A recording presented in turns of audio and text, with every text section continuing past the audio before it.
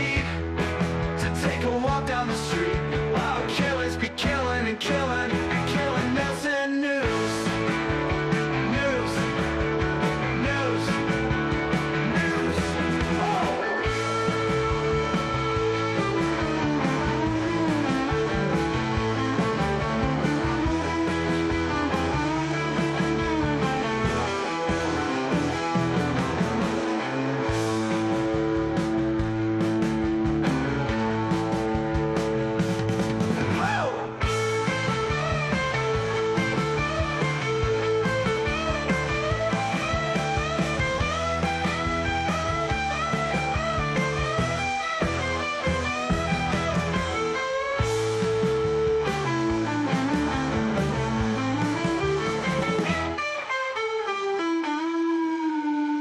Where'd all the money go? Ain't nobody gonna know. Do you trust your meat to take a walk down the street while killers be killing and killing and killing? Nailsin News. News. News. News. News. News. News. News. News. News.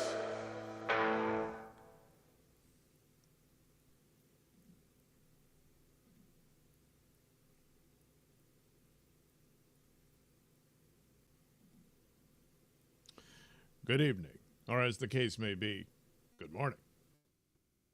More morning than evening. Still dark out, though. Yeah.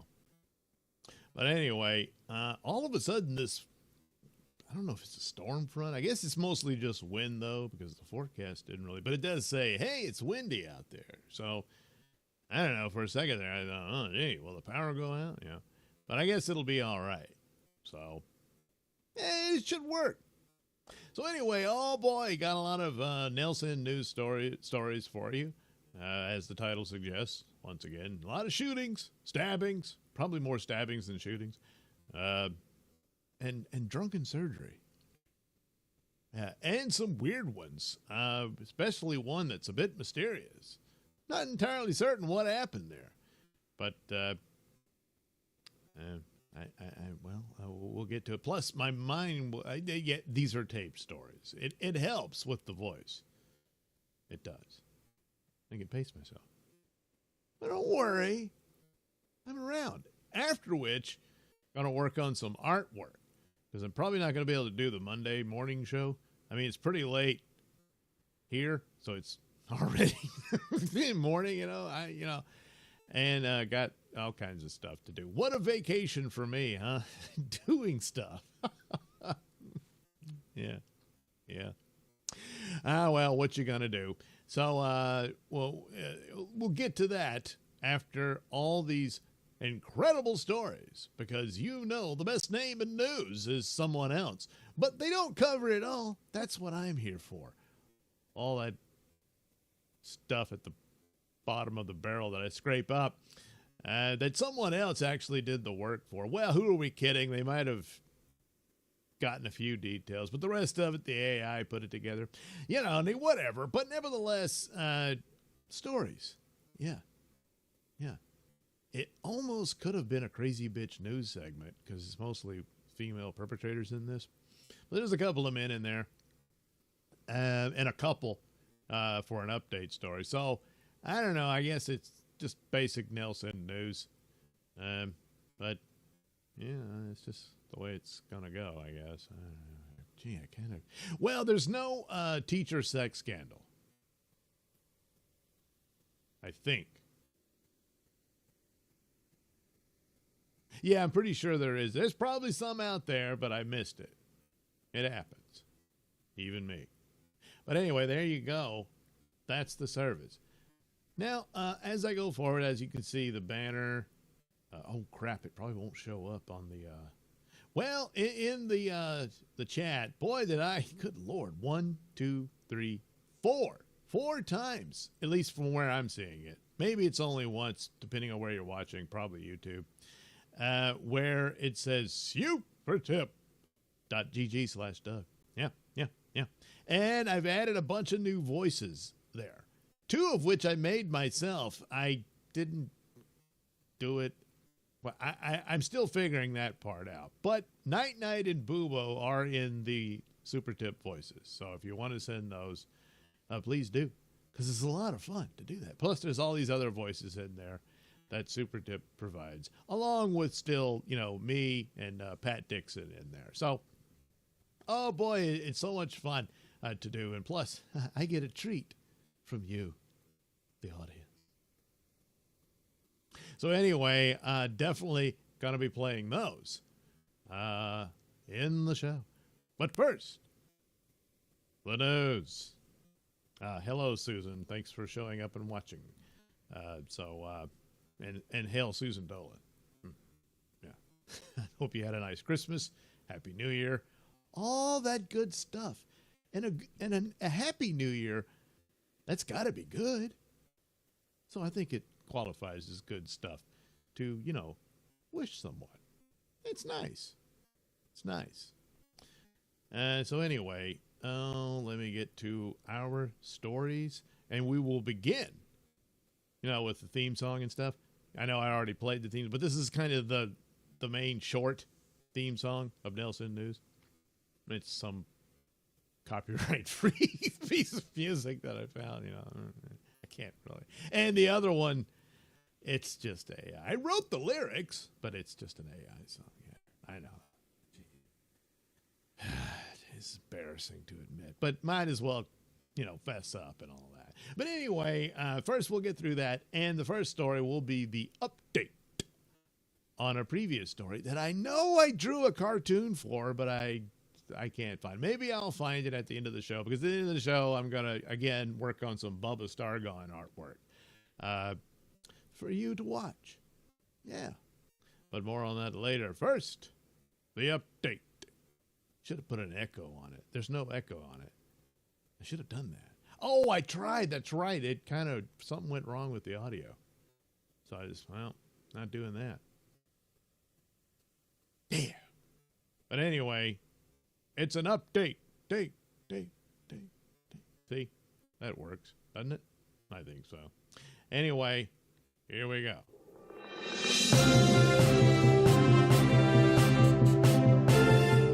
This is a Nailsin News Bulletin. Remember that couple that tried to sell their baby for a 6-pack of beer? Well, now they've learned their fate. An Arkansas couple received different punishments for the roles they played when trying to sell their 6-month-old baby for beer and cash.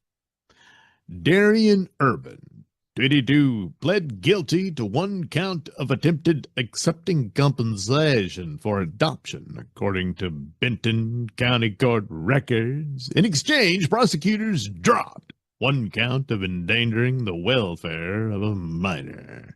In turn, Benton County Circuit Judge Brad Caron accepted the plea agreement in its entirety and subsequently sentenced the father of the boy to 3 years in the Arkansas Department of Corrections, with an additional 3-year sentence suspended.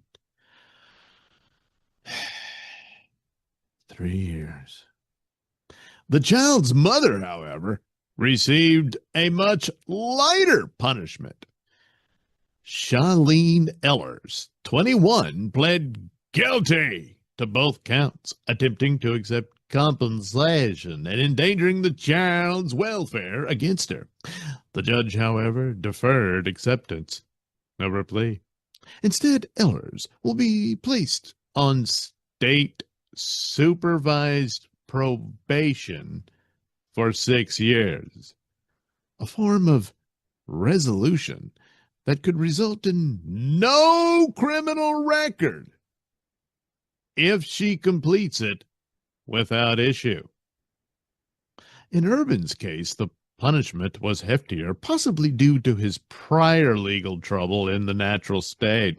In June 2023, Urban was charged with and quickly pled guilty to 2 counts of theft by receiving stolen goods valued between $1,000 and $5,000. The boy's father was placed on probation in the earlier case and subsequently violated probation when trying to sell the child. Yeah.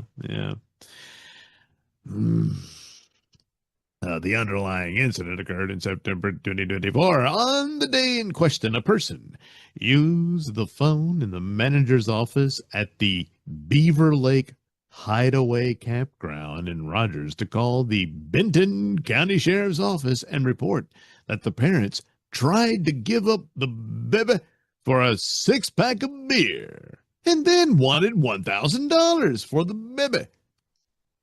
Rogers, a large and rapidly growing city, lies just a few miles east of the Oklahoma border, some 200 miles northwest of Little Rock, and, when still a small town, was the first site of a Walmart store. Wow, historic, you know. But the commerce attempted at the campground that day was of a far more illicit and arguably petty nature. There was also a contract to prove it.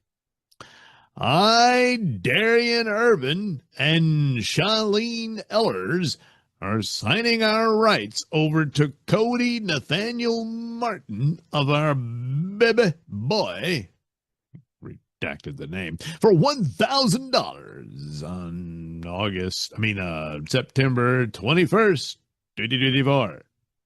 Disclaimer. After signing this, there will be no changing y'all two's minds and to never contact again. Well, seems pretty much on the up and up, you know. Multiple witnesses in attendance corroborated the would-be adoption process, a deputy stated in the affidavit. The deputy also obtained cell phone video of Urban and Ellers signing the contract with the man who would have been the purchaser of the child. The impetus of the attempted sale was beer. Ellers allegedly approached another couple's camper and asked them for beer, as she regularly does. When the couple declined, the mother left. But a man named Ricky Crawford offered beer in exchange for keeping the baby overnight.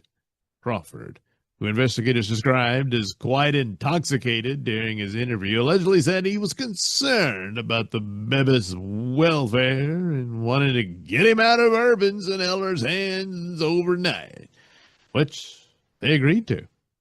He asked if he could have the baby overnight and provided Urban and Ellers with several cans of beer in exchange. Urban and Ellers agreed to and gave the baby along with a diaper bag to Crawford.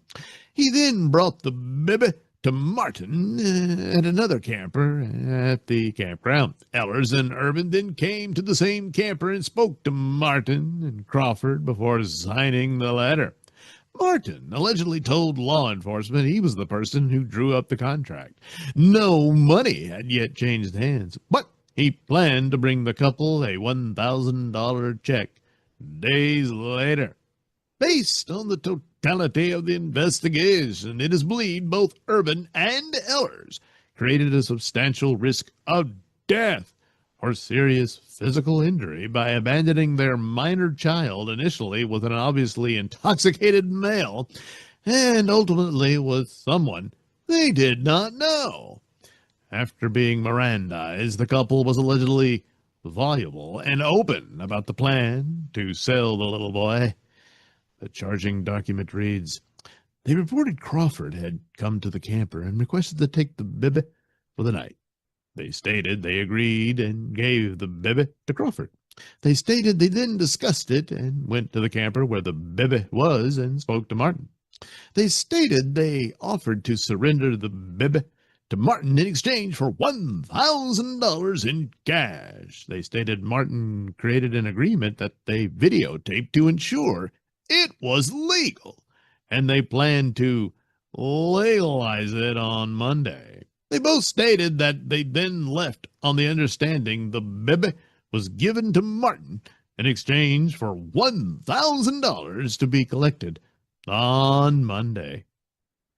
The campground owner eventually heard about the attempted transaction and called 911. The baby boy, who allegedly showed signs of neglect, was taken to a hospital. Neither parent is allowed contact with their now toddler son. Yeah. So what about Martin and Crawford, huh? Yeah. What's their story about? Yeah. Well, they got a pretty good deal considering the crime, I would say, but and I guess more sympathy for the mother than the father, I suppose, so that he has to do 3 years actually in prison. But it's only 3, and then they suspend the other 3. She was facing 6 years as well, but it's all on probation. So I guess he decided, maybe he just thought, I'll do the 3 and just get it out of the way. I don't know. But that's it. That's what they get for trying to sell their own child, which makes them the worst criminal here. The other 2, what's that about? It doesn't say in the article. Yeah. Anyway, there you go. Daddy gets 3 years. Mama gets probation. Great. This is a Nailsin News Bulletin. A man stabbed his wife 40 times and then bashed her head in with a hammer. What? He claims it was all in self-defense.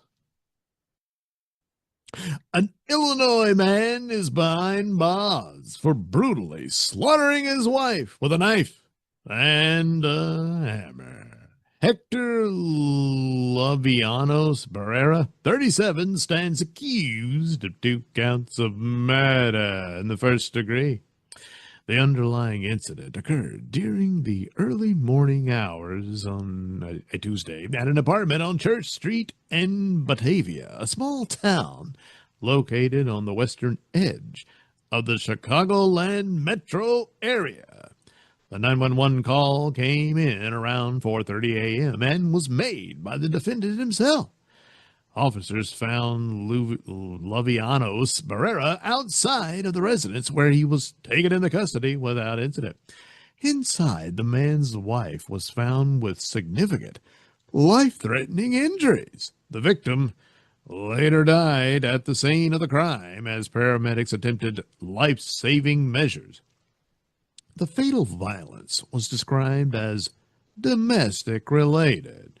The Kane County Coroner's Office later identified the victim as Nomi Parada Narvaez, 43. While initial details about the carnage were scarce, the Kane County State's Attorney's Office relayed harrowing and gruesome accusations during a hearing on Christmas Eve, according to a courtroom report. During the attack, Lovianos Barrera stabbed his wife 20 to 30 times in her head and an additional 20 to 25 in her back, neck, and chest. The defendant also repeatedly hit the woman's body and head with a hammer. By the end of the onslaught, the woman was covered in lacerations and had a broken skull. The defendant, for his part, allegedly told police he was defending himself on the night in question. The prosecutor ridiculed that account and described the incident as a brutal and violent attack that went well beyond any inkling that it was self-defense. Lovianos Barrera said the night began with the couple drinking alcohol while watching a movie, but eventually deteriorated when his wife accused him of infidelity and began throwing objects at him. The defendant allegedly went on to tell law enforcement he hugged his wife in a bid to defuse the tense situation, but came to find out she was holding a knife behind her back. At that point, Lavianos Barrera allegedly said he pried the knife away from Narvaez and pushed her down. But the woman would not relent. Finally, the defendant said he admittedly began stabbing her and bashing her with the hammer repeatedly. I defended myself and exceeded myself and killed her, he allegedly said.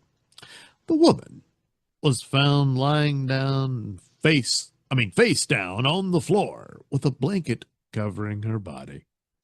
Lavianos Barrera is currently detained in the King County Jail without bond. You know, a lot of perpetrators try to come up with a story to skate on the consequences of their crime. But this one, I mean, just how powerful and vicious was this woman?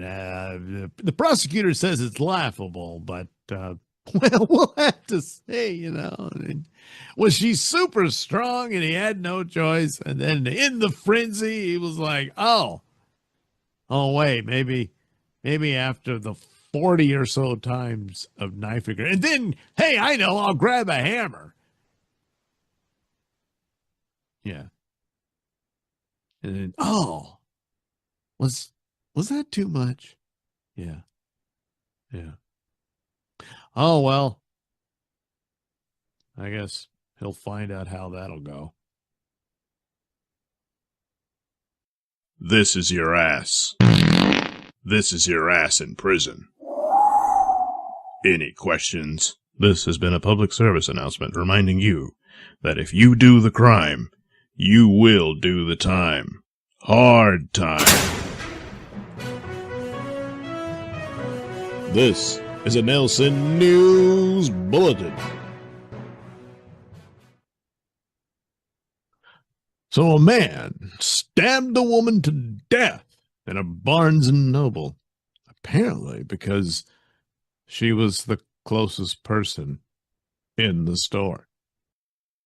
A man who recently arrived in Florida from Georgia stabbed a 65-year-old woman to death inside a Barnes & Noble bookstore because she was the closest person to him. The incident occurred shortly before 8 p.m. on a Monday at the store on Legacy Avenue in Palm Beach Gardens. Cops arrived to find the woman, later identified as Rita Sherrich, I guess, with a knife embedded in her back. She was rushed to the hospital where she died during surgery. Cops developed a suspect description after interviewing witnesses and examining surveillance video. Officers located the man, 40-year-old Antonio Moore, about a quarter mile from the store and took him into custody. Moore allegedly told police he had been in the area for about a week after taking a bus from Georgia. He was charging his phone in the store when the incident occurred.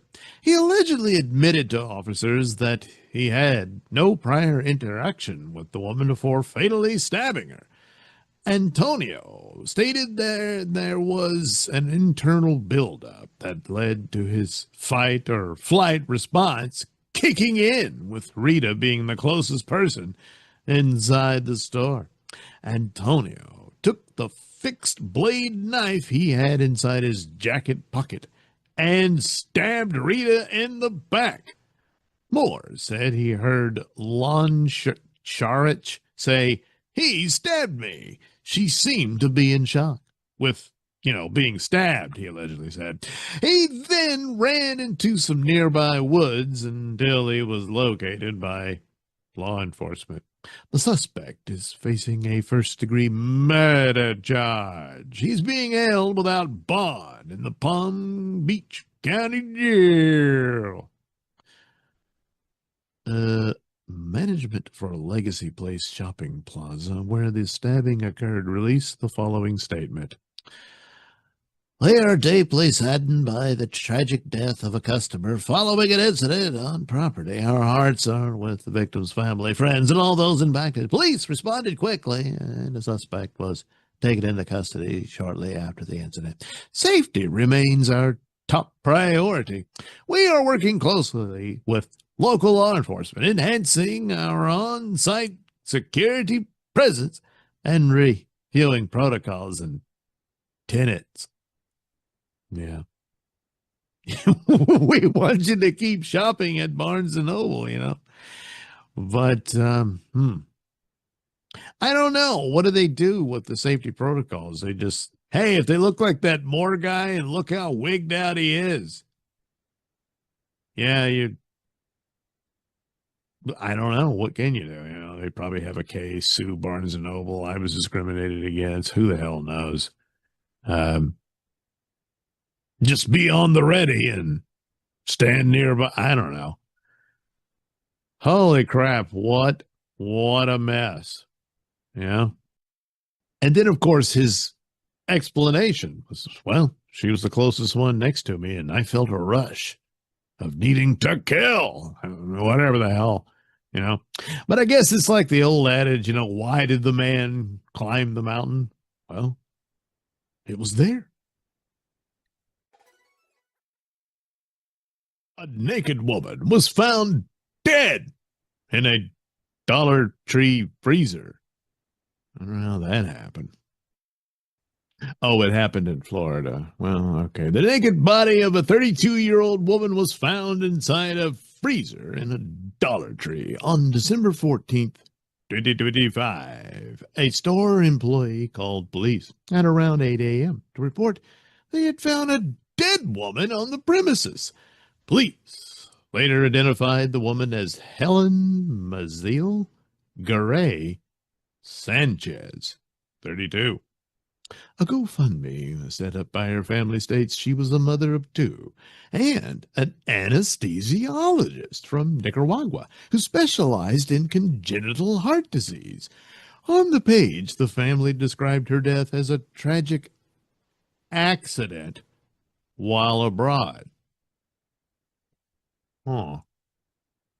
NBC Miami reports Garay Sanchez entered the store before closing time on the evening of December 13th, but did not purchase anything.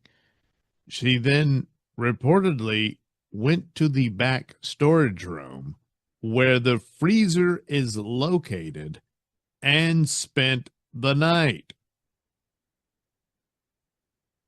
Uh-huh.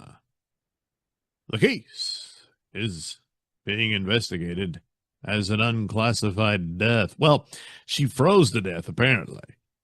And she was naked. And the GoFundMe says it's a tragic accident. So she went to the Dollar Tree to pick up some items. At what time was it? Well, they found her at 8 a.m. She went there before closing time. So I don't know, whenever they close, like 11 o'clock or something. And a little before that. So she goes into the store. She's walking around, you know, and somehow accidentally got into this back storage freezer and accidentally fell out of her clothes. Or maybe she fell out of her clothes before she went into the freezer and then got stuck in there and froze to death overnight. I mean, I don't know how long it takes to do, you know, a medical examination to determine the cause of death on someone. Seems like there would be evidence of blunt force trauma and whatnot, you know.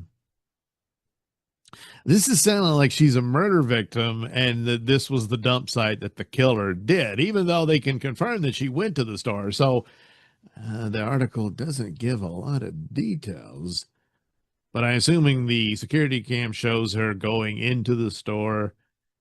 She went to the back storage room where the freezer is located and spent the night like, well, I just need a place to stay and I'm a little tipsy, so I'm going to sleep it off here. But she was naked. She was naked in there. What the hell? I mean, unless she was going through some sort of mental anguish and decided to do herself in, but this has to be a homicide. Somebody else in the store on that camera could be the killer, attempted to assault her, there was a struggle,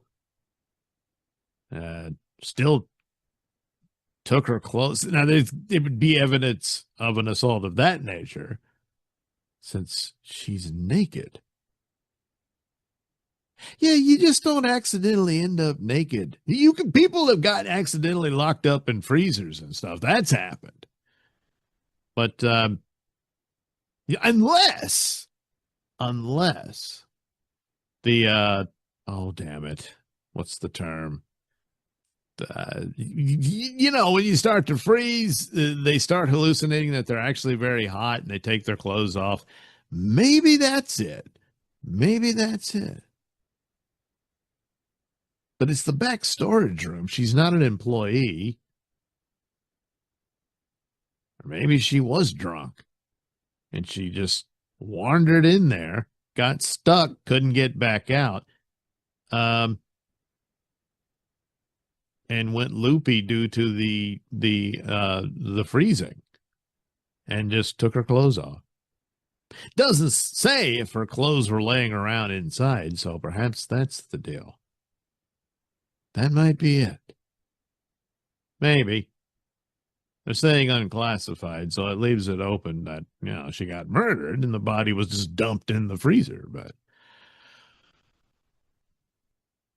man, that's fast, huh? When, I'm blanking on the word.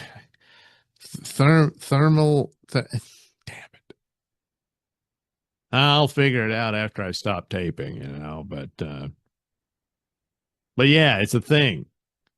You go a little loony as the freezing takes hold of you, and they tend to feel like they're burning up, so they take their clothes off. All right, this could very well be a terrible accident. Could be. Sometimes I feel fat and unattractive. But then I go shop at Walmart, where the average customer is at least 400 pounds, and I'm nowhere near in that ballpark, so I feel great. Thank you, Walmart. Yes, Walmart, where you can simply look around and feel better about yourself. Unless, of course, you're a regular.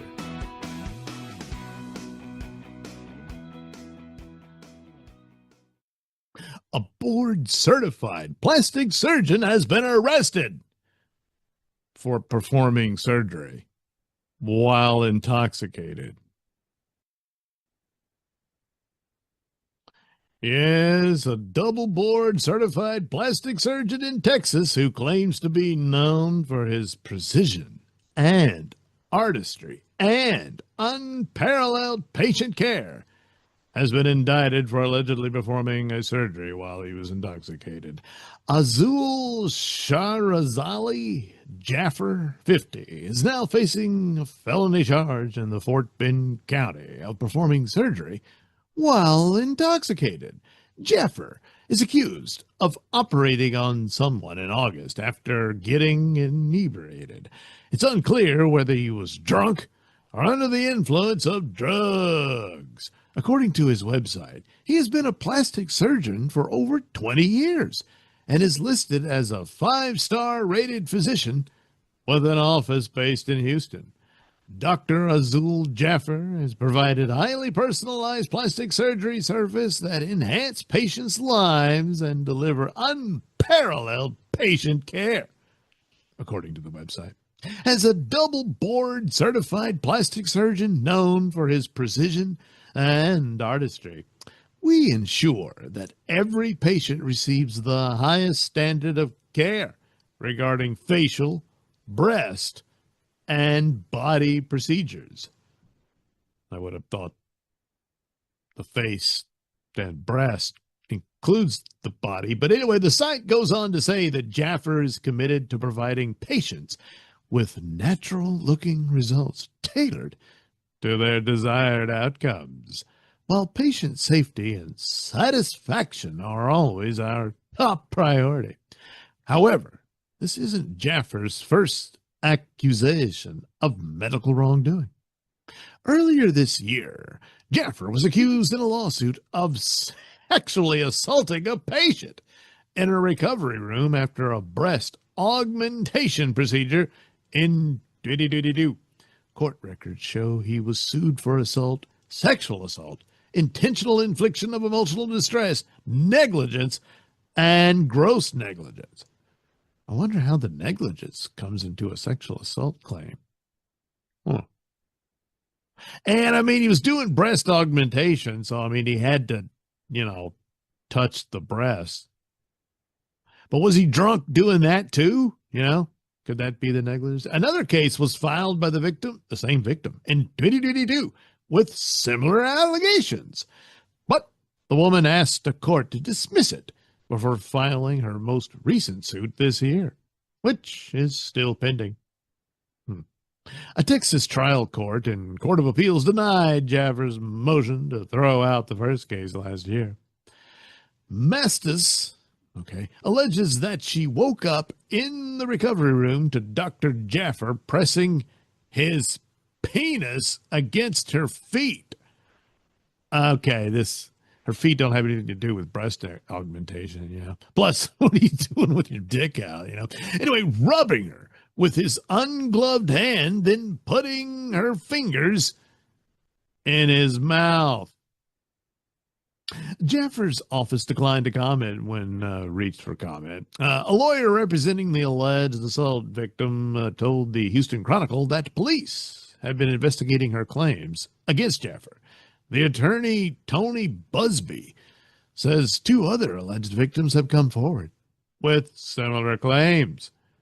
Our case is ongoing, Busby told the Chronicle. Yeah, I guess so. It's not looking great for Dr. Jaffer. Yeah, that's pretty bad. A 20-year career and highly touted and all that. And now it could all go up in smoke. I mean, that's the kind of career collapse that could drive a man to drink. Oh, yeah. Well, it appears a California socialite who had tried to hire a hitman to kill her husband has now killed herself. I don't know if she hired a hitman for that. Maybe we'll find out. Tatiana Rimley took her own life outside a bar in San Diego. Rimley, 44, died from a gunshot wound to the head after she called her estranged husband, Mark Rimley, from the bar, complaining about her new partner. She FaceTimed me while in the bathroom stall and told me, "I'm with this guy and he's being a jerk," Mark Rimley said. Mark, a tech entrepreneur, met Tatiana around 15 years ago in a ritzy San Diego neighborhood. The two split in 2023 and were in the midst of divorcing. In August 2023, she was charged with trying to take out a hit on her ex, along with charges of carrying a concealed weapon in a vehicle and possessing a firearm in public. Yeah. She pled guilty to the charges and served 1 year of her nearly 4-year prison sentence. Their tortured affair continued after Tatiana left prison. Okay, so you got back with her? Oh, my God. She and Mark reconnected and rekindled their romance. But Mark secretly recorded Tatiana allegedly admitting to setting fire to their Del Mar mansion years earlier. Mark ratted on his wife, and Tatiana was arrested on arson charges and had been awaiting trial in March before she took her own life. So he got back together with her just to trick her into confessing about burning the house. Yeah. Yeah, well, he was taking a big risk there. Look, she's already trying to strangle him while they're supposedly dancing at the club in this image here. Oh, boy. Oh, boy, man, this guy is, going on the edge. But, geez, I wonder what drove her to the, yeah. So, Tatiana maintained her innocence on the arson charges, as well as in the mysterious death of her friend Cheryl, who was with her the day the house fire began. Oh, boy. She claimed Mark tried to falsely implicate her in Cheryl's suspected murder. It's looking likely she's responsible for that, too. Despite it all, the couple's relationship continued on and off again. Whoa. So they're both nuts. That's anyway, on again, off again basis until the day of her death. Well, yeah, I imagine it doesn't continue any further now,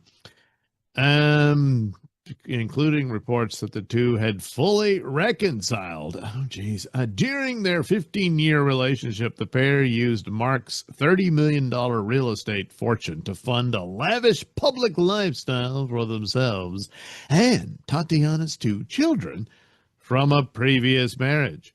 They spent their time in mansions in California and Hawaii and started several ventures, including an ill-fated horse dancing show at the Del Mar Fairgrounds in 2012. They reportedly shared a passion for wild, debaucherous sex and even appeared in the Showtime docuseries Naked SNCTM, which went behind the scenes of an exclusive sex club. So I guess it ended the only way it could, Anyway, if you're struggling with suicidal thoughts or experiencing a mental health crisis, becoming obsessed with horse dancing, debaucherous sex clubs, and arson, stuff like that, and live in New York City, only in New York, you can call 188-NYC-WELL for free and confidential crisis counseling. If you're not, well, you're out of luck. But maybe you can dial the 24/7 National Suicide Prevention Hotline at 988 or go to suicidepreventionlifeline.org. So I don't know. You got a good look at her in the picture. If your wife and or girlfriend had hired a hitman to kill you, would you take her back? Even to risk the chance you could get her to confess for some other crime. And then would you take her back again? I don't know. Maybe he was going to go for the confession of the murder as well, Well, whatever. The relationship is now no longer on again. It's permanently off. Ladies and gentlemen, this is your captain speaking. We're going to be delayed for a little bit as we are waiting for your top flight attendant, Hot Biscuit. We're waiting on Hot Biscuit. Oh, baby, the wait is over. Your prayers have been answered. That's right. Hot Biscuit is on the plane. That's right, America. Yes, when you fly the friendly skies of Hot Biscuit Airlines, you get a little something extra. Yeah, baby. Watch me strut. Ooh, yeah. Hot Biscuit.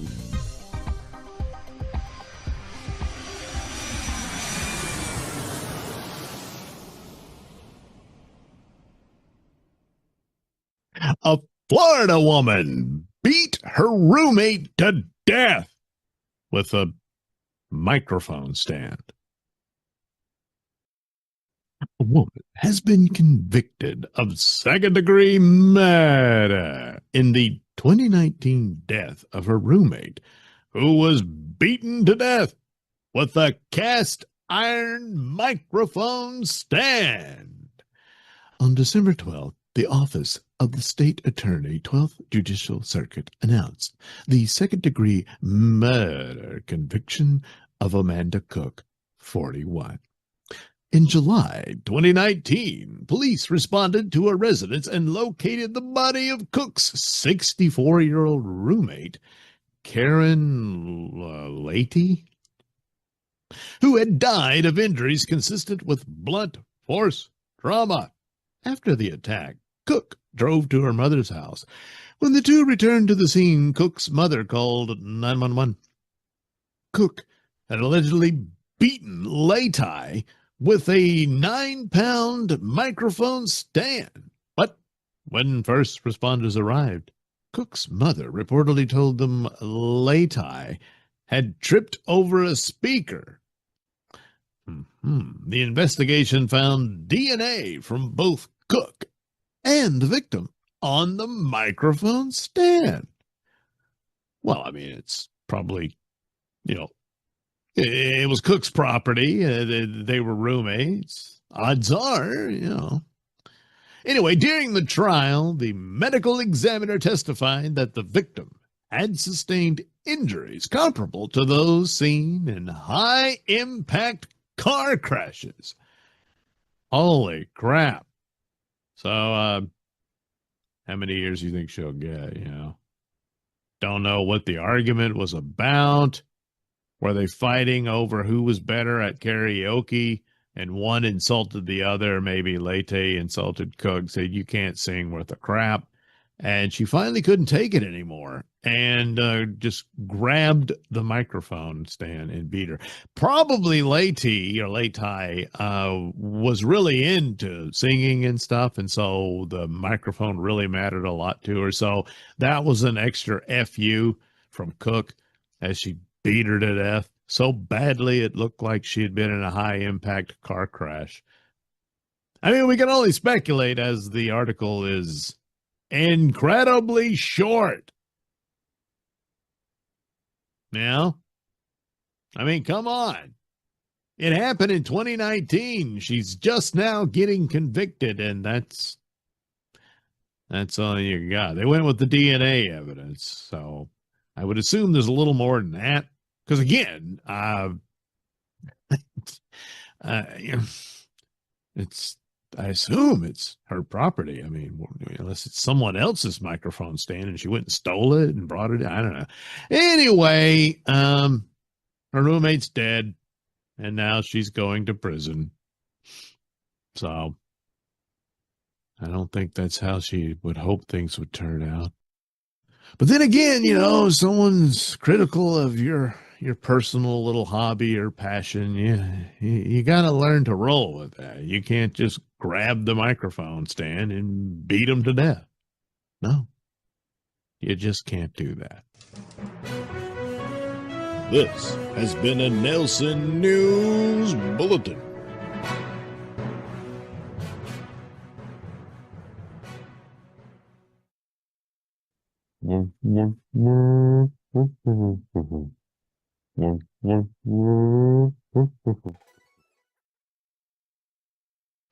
A woman gunned down her boyfriend after an argument about a car or some such nonsense, but she claims a video would exonerate her of the crime. However, the sheriff's department says it'll only do the opposite.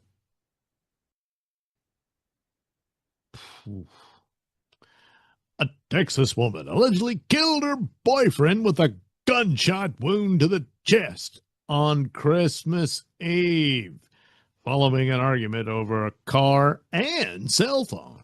Courtney Renee Hooper, 36, is facing a murder charge in the death of her 42-year-old boyfriend, who has not been publicly identified. Sheriff Javier Salazar told reporters at a press conference that deputies responded around 6:30 a.m. to the 100 block of Mallow Grove in San Antonio for a shooting. When they arrived, they found the man suffering from a gunshot wound to the chest.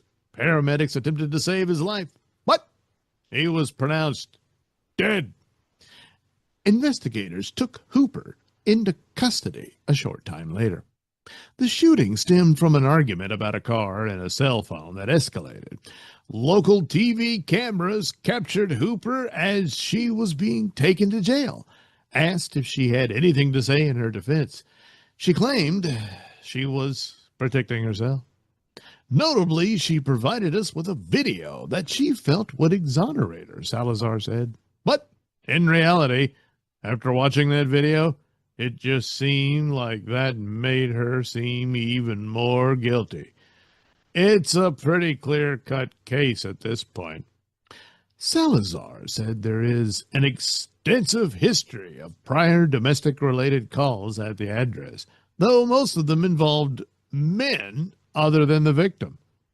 The sheriff noted his office sees an increase of domestic violence-related homicides and other crimes around the holidays. Sure.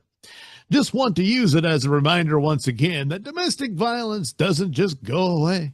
It doesn't stop happening on its own. It doesn't go away if you ignore it.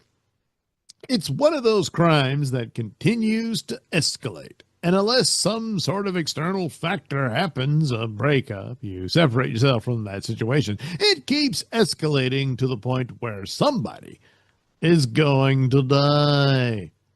Hooper is detained at the Bexar County Jail without bond.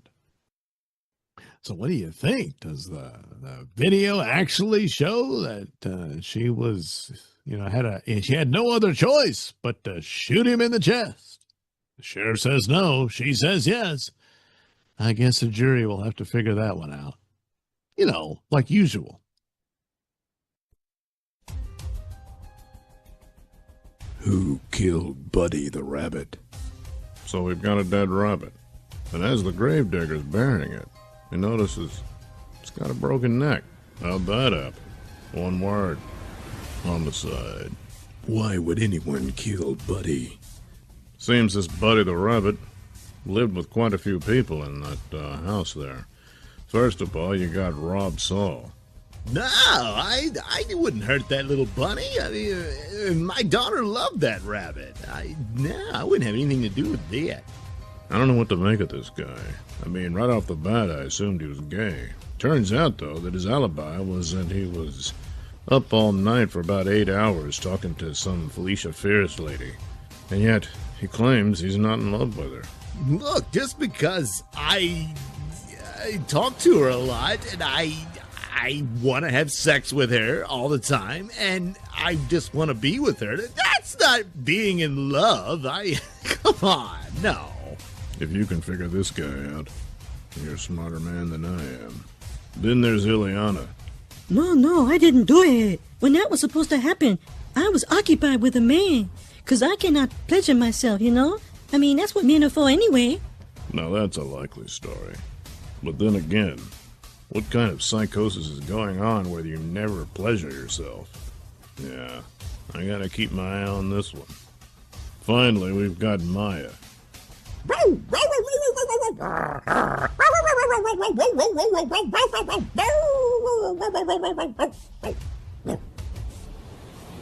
That's got guilty written all over it.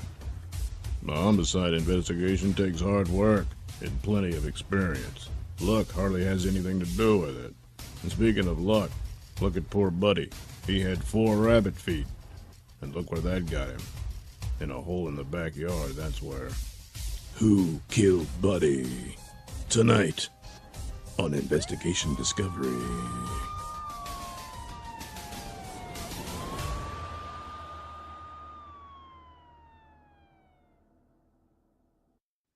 A woman in a Walmart parking lot tried to stab the shopper through a car window.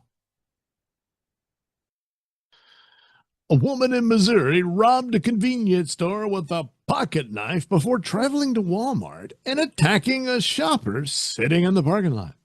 Samantha Feeler, 31, faces a slew of charges, including attempted robbery, assault, unlawfully using a weapon, and armed criminal action. All felonies. The alleged crime spree occurred at 3 p.m. when Feeler entered a Sinclair convenience store located on 2003 North Bishop Avenue in Rolla, Missouri. According to a probable cause statement, she walked up to the checkout counter, displayed a pocket knife, and demanded money from the cashier. "Open the drawer and give me money," the suspect allegedly ordered. "Open the drawer, or I'm going to kill you." The cashier backed away from the register and attempted to press the panic button located beneath the counter, but was unsuccessful. Feeler then left, and soon after, an officer with the Rolla Police Department responded to the scene. Less than an hour later, Feeler is believed to have threatened someone else. This time, she was at the Walmart Supercenter, located on South Bishop Avenue in the city. Feeler parked her car in the parking lot and approached a woman as she was seated inside her vehicle. The woman rolled her window down, at which time Feeler displayed the same knife used during the robbery at Sinclair and threatened to stab her. The woman began screaming for help as Feeler reached through the open window and grabbed something. The woman continued to scream as she tried to roll the window up. Feeler reportedly then returned to her vehicle and later entered Walmart. At about 4 p.m., the same officer who responded to the Sinclair convenience store arrived at the superstore. Officers were focused on the suspect by this time. While Feeler was inside Walmart, she actively resisted officers. She was eventually arrested, with authorities noting she was wearing the same clothing that she was observed wearing during the robbery at Sinclair. She didn't even change. Feeler was transported to the Phelps County Jail, but according to the court document, her transgressions had not ended. As her handcuffs were removed, she attempted to grab a department-issued taser from an officer's vest, and while being fingerprinted, she fled from the booking area. She was subsequently cuffed again and placed into a jail cell, where she remains. Her bond was set at $250,000. Jeez. I wonder if they just hog-tied her, So anyway, there you go. If you see someone coming up to your car while you're sitting in your car in the Walmart parking lot, don't roll the window down. I don't care what the problem is. Don't. A woman who threatened to assassinate the president learns that she can't put her case on the back burner. You don't say.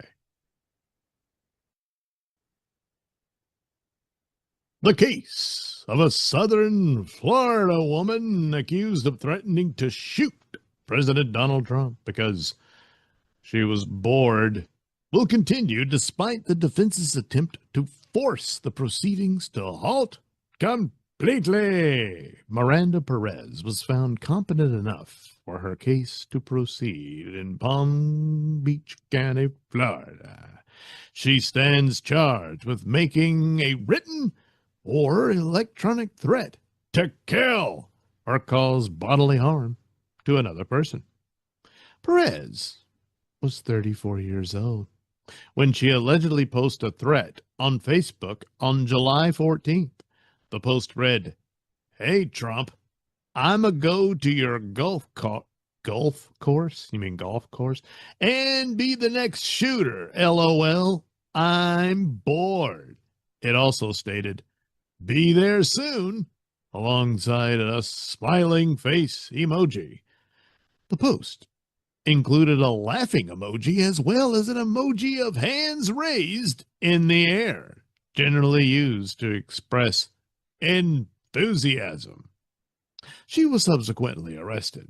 Authorities said they tied the profile to Perez because of several photos on the Facebook page matching her state ID, as well as the social media photos matching her previous booking photo when she was arrested for making threats on Facebook to shoot up a local elementary school.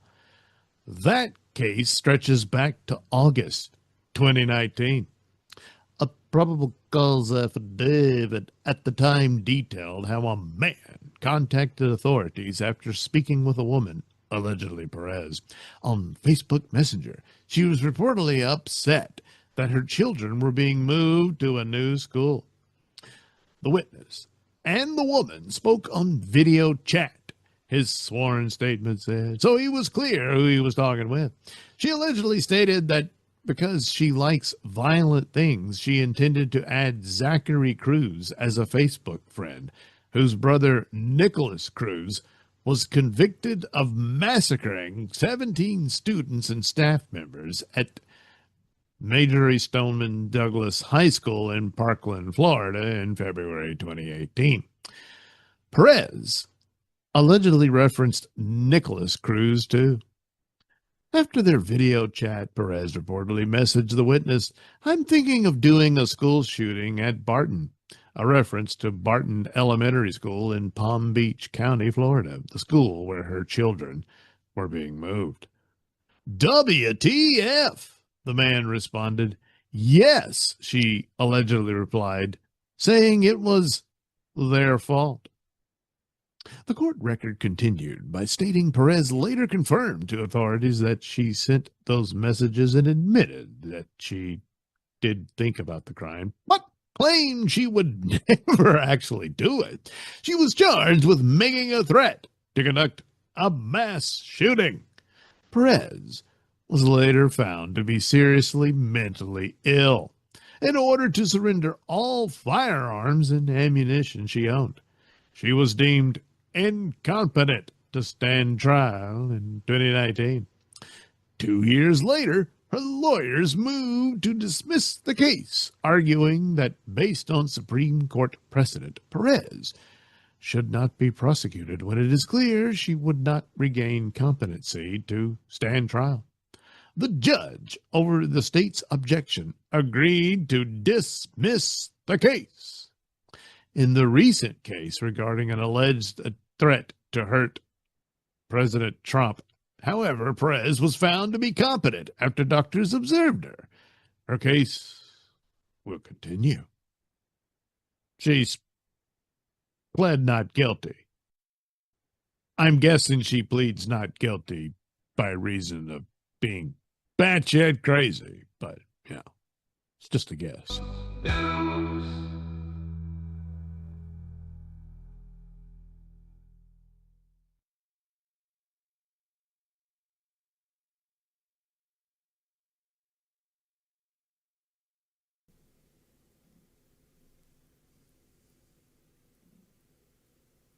Whoops, there we go. Okay, there you have all those lovely stories for those of you who didn't run off after, you know. Damn it. Damn you, Karmic. Damn you. I mean, no one understands. No one knows what it's like. There you go. See, you're all caught up. But anyway, that last woman there, you know, it's probably, is she really a serious threat? Probably not, you know, but you gotta be sure about things like that, you know, and, but primarily when you threaten, the president, you know, that ups it even more. And that's a serious, the Secret Service itself, is duty bound to open a case in that. Doesn't matter what the parameters are. Doesn't matter that it's even from the get-go, that someone was just kidding, blowing off steam, that sort of thing. They still got to look into it. And that's the nature of that. So there you have it. Law and crime, though. A majority of these stories, when it comes to, well, just about all of Nailsin news has been about crimes and whatnot. But it's a good source for that sort of stuff. But almost every other story on that site is some anti-Trump hit piece. And they're still hoping for the lawfare to break through. It's pathetic. So in this story, in and of itself, they couldn't bring themselves to say he's the president. I mean, it's in there, but he's just Trump, But it's a story, it's a criminal matter, and this sort of thing. And issuing a death threat is one of those things that you can't cry for free speech and something like that. It's actionable, and I'm pretty sure everyone can figure that part out. But anyway, that's the deal on that. So, what else is there to do for old Mr. Nailsin? Well, this is what everyone's gonna miss. Who ran off after that other show? It's me coloring a picture of Bubba Stargone. That's what we're gonna do. Well, I'm going to do it while you watch at your leisure. Let me make sure of a few things here. Yeah, I thought so. Okay. Oops, I got another text message here. Let me take care of that real quick.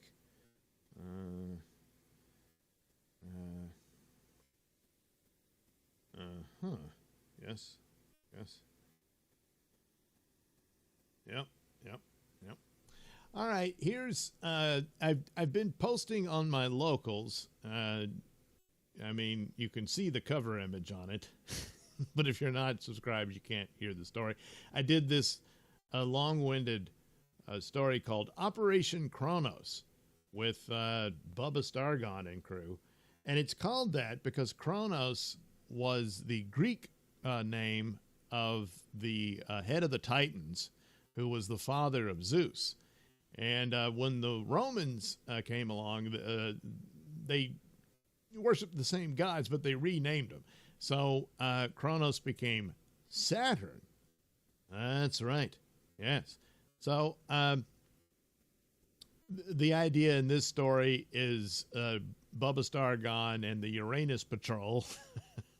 Uranus Patrol teams up with the Saturn Patrol on this plan against the Martians. And that's the plot of the story. Meanwhile, there's a monster on board and all this type of stuff. All kinds of shenanigans unfold throughout the adventure. It concluded, and eventually I'll put out the marathon version of it. But the episodic, as it was originally intended, will be available on locals. I've already uploaded 5 of the episodes, so that's there. But eventually, when it starts to get into the overall story, I thought, I just had the cover image is, it's Bubba, Ludi, and Mr. Spot. But that's it. So I figured once it starts, the story unfolds and whatnot. So it's episode 5. It runs for 12 episodes, I believe, or maybe 15. Sometimes when I'm realizing it's getting very windy, I'll push it to 12 or 15 because that tended to be the runtime of old movie serials and stuff. So I somehow got it in my head that that's a justification for that kind of nonsense. So that's what I did. But anyway. So this will become the cover image going forward. So there we go. This is an image of the original spaceship Edsel. The newer one looks like these that you see here. And originally as I drew this, I thought there would be others, but there's, we'll go with it. But the Saturn Patrol ship will look like the main line one. But as if you followed the story, and I'm sure you all did, Bubba and the Uranus Patrol lost their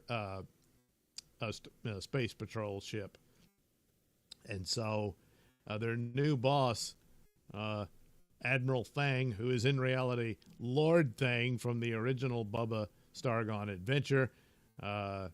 Nobody knows that he's an alien except Bubba, but they can't reveal who they are because they're actually people from the distant past. Blah, blah, blah, if you know the whole story.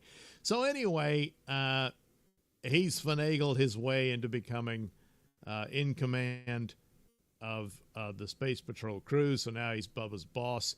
And so when he lost his ship, he just drug out the old space trucking spaceship that Bubba had originally and assigned that to them. But now it becomes a pivotal part of this plan to strike back at the Martians. And here you see the Martians in their Scorpion class, I don't know, starfighters, whatever. So anyway, that's the deal. Oh no, another lizard monster shows up on the ship as well. So, oh my goodness, what a great adventure it is. So this I sketched out, I put it in Photoshop, and now it needs color. And I think I'm going to have to move them around a bit. As for a thumbnail, this is too, I mean, it's triangular, but it needs to be a little more stretched out a bit. I forgot to draw the planet Saturn. So here's AI provides. So there's Saturn, a little too orange for my liking, so I'm going to change that, probably more bluish or something like that, and stick that in the background. The outer space stars, well, long ago I made this, so it's pre-made pattern, and look, see, looks like stars. My God, it's full of stars. So there you go. That'll work, I would think. And I do. I just thought it right in front of you. Now let's see if I can eliminate the background without any other extra work. Yeah, it looks like it. So I'll hit delete. There goes the background. That really cuts down the time. The coloring, well, will take some doing. So we'll get back to Saturn and outer space in a bit. So here we go. We'll go ahead and start coloring Bubba Stargone. Whoops. Well, already got to back out of that. There, we'll just go ahead and put the color in his ear. Why not do the other one? Sure. It's good to have two ears. And we'll go from there. But now I got to, yes, his shirt. The color doesn't connect, so we got to close that off. Might as well add a little bit here for that. Good enough. All right. Now, there we go. There we go. That and this. All right. Once you connect all the black ink areas, it all comes together rather nicely, doesn't it? Oh, yes. Yes, yes. Quite. Yes. There we go. All right. And so with the hair, of course, normally it would be some sort of brown color in that, but he's a comic book looking character. The only comic book element version of him, if you will, is in the first issue of Sun King. And that's available over at indieplanet.com. That's right. So you go over there, you punch in Sun King, and you'll get the first issue of Sun King. Now, the cool thing about that is Bubba Stargone, his actual origin story, is featured, well, at least part one of it, in the backup pages of Sun King. And there you'll see how it all began. So, there we go. So, no, his hair's not purple. It's just an indication of the shine, you know, his hair is jet black. And when the light hits it, it's, well, kind of blue. I don't know. It's a bit muted, you know, and I don't know. I think it works. And that'll be his Howa. Of course, I suppose Ludi, her hair could be the same. That's right. Her hair is jet black as well. So there we go. It would help if I zoomed in on this. When will I ever learn? At this point, we have to conclude the answer is never. You can't teach an old dog new tricks. Same goes for old farts. There we go. All right. There's her hair. Hopefully she's happy with it. If not, I'm going to hear about it ad nauseum. Oh, dear God. I can never be sorry enough. There we go. All right. Let's see. Now, she's green. She was a Martian, but she stayed loyal to Earth. Or so we thought. Well, if you've been listening to the Bubba Star Gone stories, and I'm sure you all have, yeah, you know that whole story. But anyway, she's Bubba's main squeeze, you know. That's his girl. So here we go. Put that in there. Lieutenant Ludi. Yes, that's spelled Lewdie.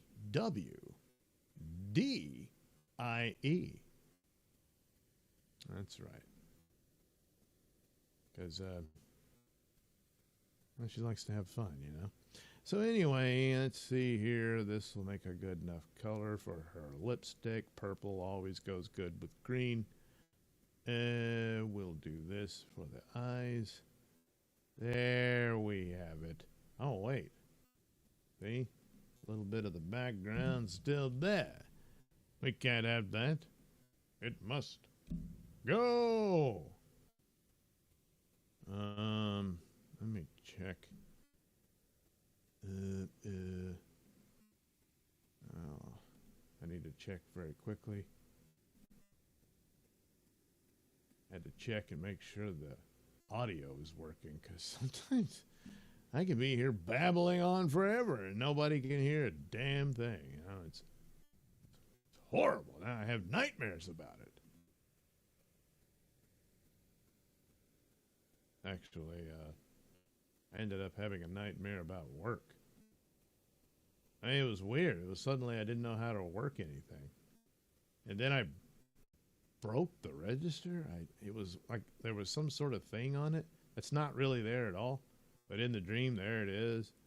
And it's like something it's supposed to rest on, but it was having problems. And so I'll fix this. And then I just broke it. And that's grounds for termination. I'm like, well, there goes that. And then I woke up. Well, actually, I woke something else. I wonder why a lot of dreams I'll wake up. I know I had one. But you know, you don't remember it. But sometimes you do. What does it mean? It means, you know, you went, oh, crap.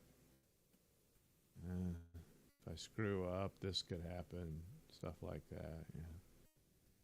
That's all that means.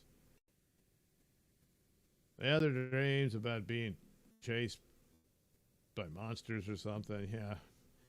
I don't. That's just your natural instincts of fear, of death coming up. Yeah, that's all that is. So don't worry about it. It's fine. Here we go. We'll add this. There, cool, huh? Maybe not. with some shadow here. An eyeshadow too, girl. And there we go. Cool, huh? Well, maybe not. Whatever. Okay, so this is the color of his, oh man. This is the color of his shirt. Oh wait. The sleeve over here. And now got to do something about this. No, not pink. Will it be that simple? Nope. All right. I know. I understand. Oh, crap. That's terrible. All right. We'll just go through it like this. There, see? Thought you were going to outsmart old Doug. But you were wrong. Could just do this. Yeah. Could just do that. All right.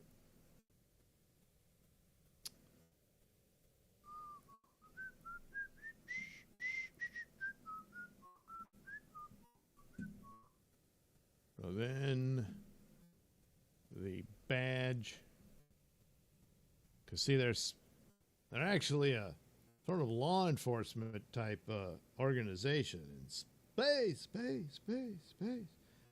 But the war broke out. So now, it, I don't know. It just worked out this way. And they said, hey, we've already got these assholes deployed. Let's just make use of them. And that's the deal. And, of course, Bubba ended up in the Uranus Patrol because, as Ludi explained it later in one of the episodes, he got that because nobody else wanted to work Uranus Patrol because, they'll never hear the end of it and all that. So, yeah, just put that Bubba guy over there. So that's how that worked out. But as luck would have it, a lot of plots involve Bubba. Now, of course, Bubba is basically in charge of keeping Dr. Saurus Lear, safe and stuff. Because he's this, oops, that's not going to work, brilliant scientist and all that stuff. So, but so why would they do that with this incompetent guy? Oh, but would the Martians suspect? See, well, they know and all that. But of course, it's also very different. I mean, very far removed from the theater of the war, which most of the war takes, it's between Jupiter and Earth. I mean, Mars and Earth, and then Venus. But and then most of the battles take place over colonial posts within the moons of Jupiter and all that crap, and that's where it mostly rages. Whereas Uranus Patrol are kind of out in the, the outback or whatever. They're far away from it. So it takes some doing to journey out there and try to get the guy. So, see, it all works. It all makes sense. Probably not, but, I tried my best. I did. Maybe my best wasn't good enough. But, So anyway, all of Bubba Stargone is to be a sci-fi comedy, a parody of the likes of Star Wars and Star Trek, and of course Flash Gordon and Buck Rogers.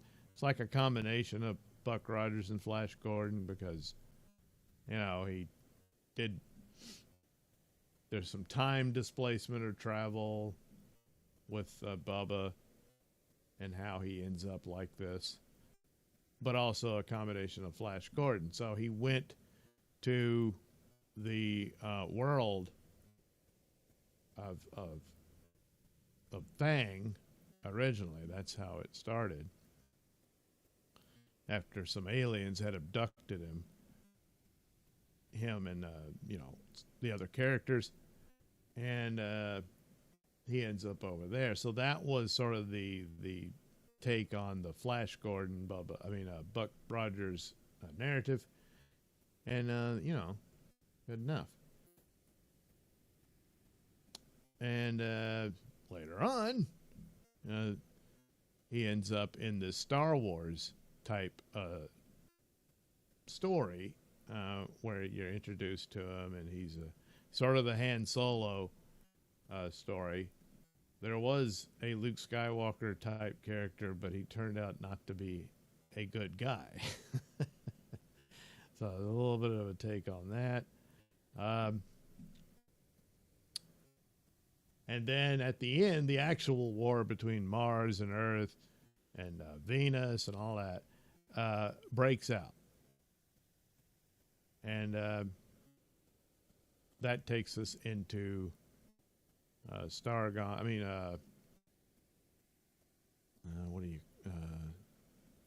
Stargone. So it becomes a Star Trek parody in this version of it. And so the outfits and everything still keeping in the matching up with Flash Gordon and Buck Rogers' aesthetic, sort of. But also the Star Trek aspect, which here the different colors for certain ranks or positions or whatever. I never really gave it much thought, but Ludy's green, so I gave her a purple shirt. Booze, the doctor, Booze in place of Bones, so he's the medical officer of the Uranus Patrol. Oh, damn it. Uranus Patrol. And so I gave him like a sort of surgical green type, bluish green color for his suit. And of course, he's always wearing a lab coat and that sort of thing. The cute redhead Butsy. She has a nice ass. She has a yellow shirt. That sort of thing. And I think that's all the thinking I put into it. But anyway, it's a nod to those elements. Another bit of background that must be eliminated. And there it is. Hang on. I got to take care of a massage. Not a massage.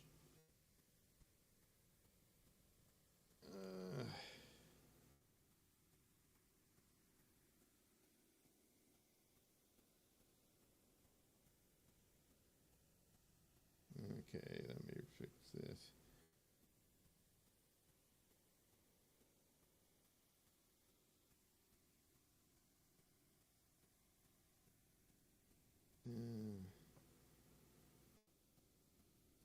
This.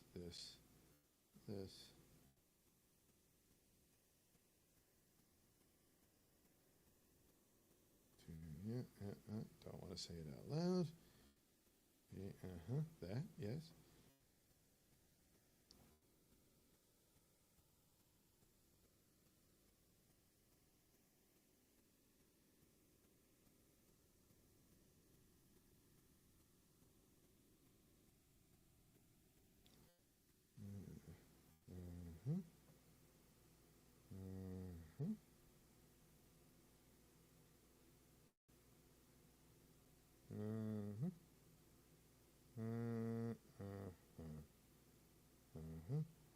Hang on, I'm almost there.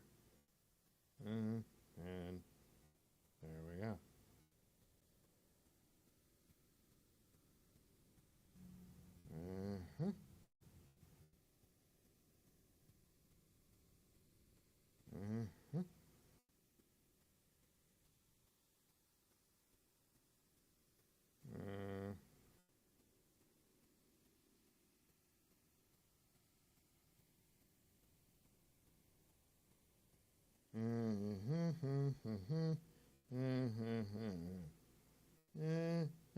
There we go.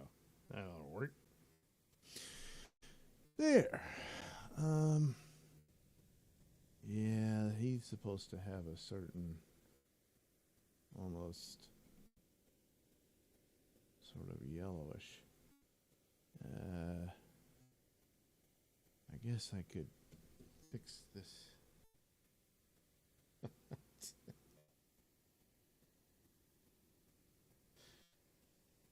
There we go. All right. Oh, jeez. I've got this cramp in my hand. Holy crap. Jeez, this is embarrassing. Oh. You see, the thing about the pre-taped Nailsin news and stuff like that, it's because I can't remain in this chair for very long. I've been suffering quite a bit. That last stream I did on Pat's show, that for him it was like 5 hours, I think, but for me, I think I only did 3. And 3 would have to be the limit. But oh boy, was I still suffering afterwards. And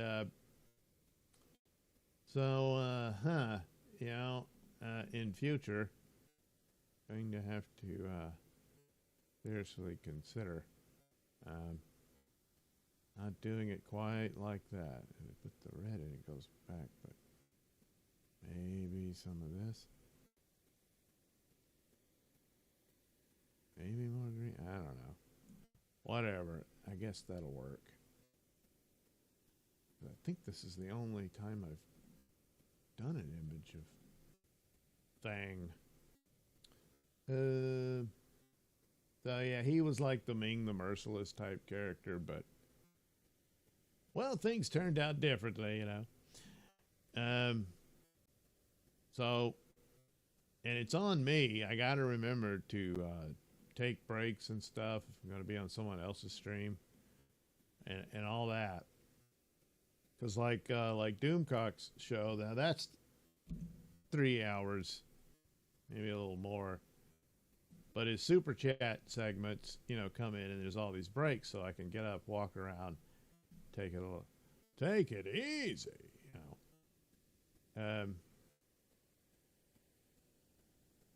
because I'm a decrepit old man.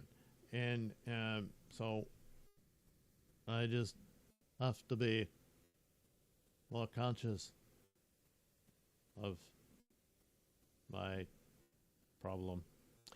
Oh, crap. Let me fix that there. Yeah. So I'm doing all right now for the most part. But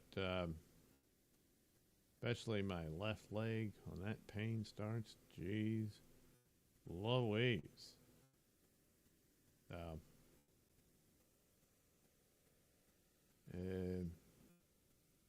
But it spanked me pretty hard after that, and I was like, well, message received, Whoop, whoop, whoop, whoop, whoop, whoop, whoop.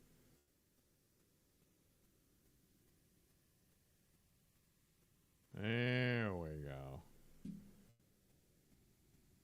All right.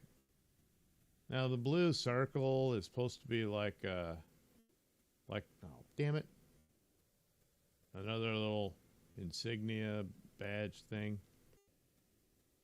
Doesn't really work with the rest of the suit. But it's supposed to signify, they're officers of the Earth forces, if you will. And I don't know. I've gone back and forth with what the bracelets should look like. I guess I could add that it could just be yellow, maybe. I don't know. But I'm going to go ahead with blue. But, it will change over time and all that. So anyway, there we go. So the color. There we go. There's Mr. Spot. Now, Mr. Spot, whoop, whoop, whoop. He was once just an ordinary dog, and he was Bubba's dog. He rode with him in his truck. Bubba was a trucker, and then got abducted. So taking from the Flash Gordon scenario, Dr. Lenny Booze Hatfield. See, get it? Instead of Dr. McCoy, who's, they call him Booze because he's drunk all the time. But anyway, he was the guy who had a hobby besides being a doctor in detecting aliens and stuff. And he actually made contact. And they sent him information on how to construct a teleport machine. And so he did, but he needed help to carry it out. And, of course, no one believed in him anymore. And so he ends up kidnapping Bubba and, of course, his dog and all that stuff in order to force him to deliver the machine to the proper point in the Nevada desert for him to activate the machine and go to this other world. And part of his plan was to go to another world and repopulate it with human beings. And the woman he chose to be his mate was, well, a porn star and named Flair Gorgon. And so she becomes a part of the and adventure, and all three of them, and Spot included, get zapped after struggling over the gun that Booze was using to hold them at bay. And they all end up getting zapped into this device, and off they go. They end up being becoming prisoners of Lord Thing. There's a whole other war situation there as well, all that stuff. But ultimately, that's how it started. But on the way, the initial aliens that abducted them decided to do an experiment on Spot the dog, and they turned him into a dog man. So now he's an upright walking dog man who can talk and all that stuff. And now he's like Bubba's chief security guy for the Uranus Patrol. Yeah. Good dog. You know, I mean, he's like, Bubba's like, what are you going to do? I mean, he's got to be my best friend, you know? And I guess he is. Since then, other people have experimented back on Earth and our solar system and stuff. So other animal people have been created, you know, for fun and stuff. So there's Pristine Cathedral, who's Booze's nurse, but she's half cat, half human. But after one of their adventures, she's developed a romantic affection for Spot.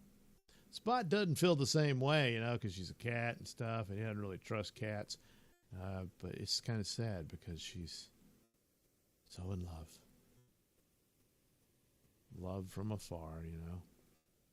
And it's just one of those things, you know, will they or won't they? But then it's like, oh no, that's one of the signs of the apocalypse, when cats and dogs fall in love or something. Anyway, that's that part of the story. But let's hope it all works out. I mean, shouldn't I know? You would think. That's too dark of a green, so, well, nah, I don't know, maybe, a little muted.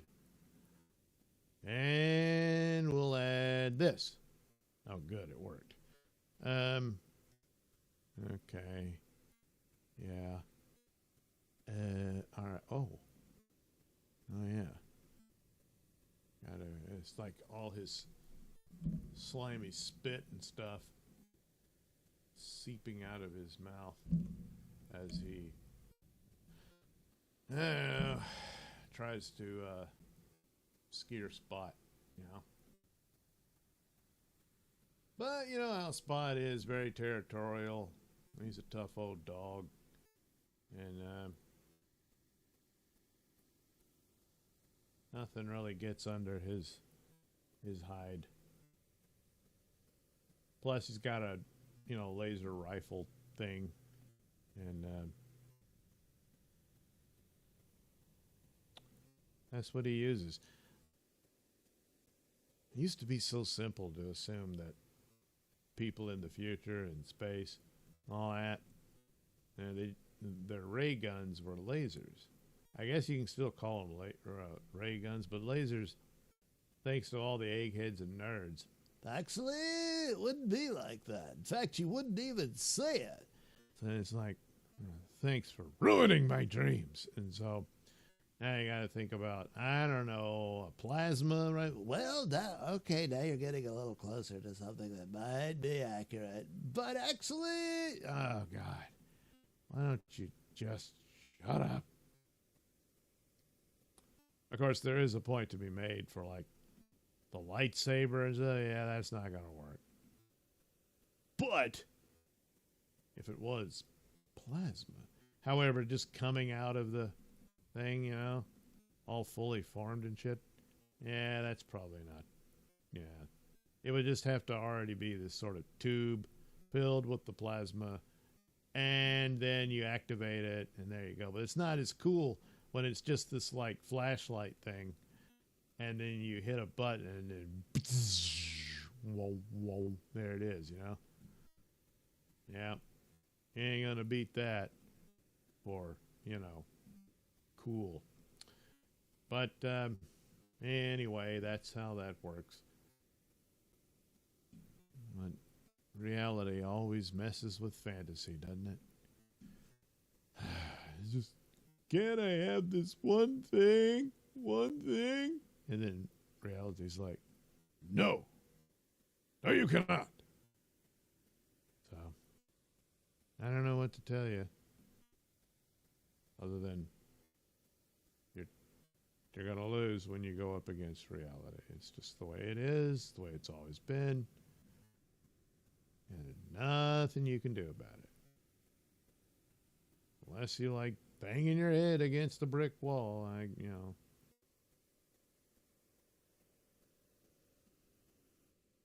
Of course,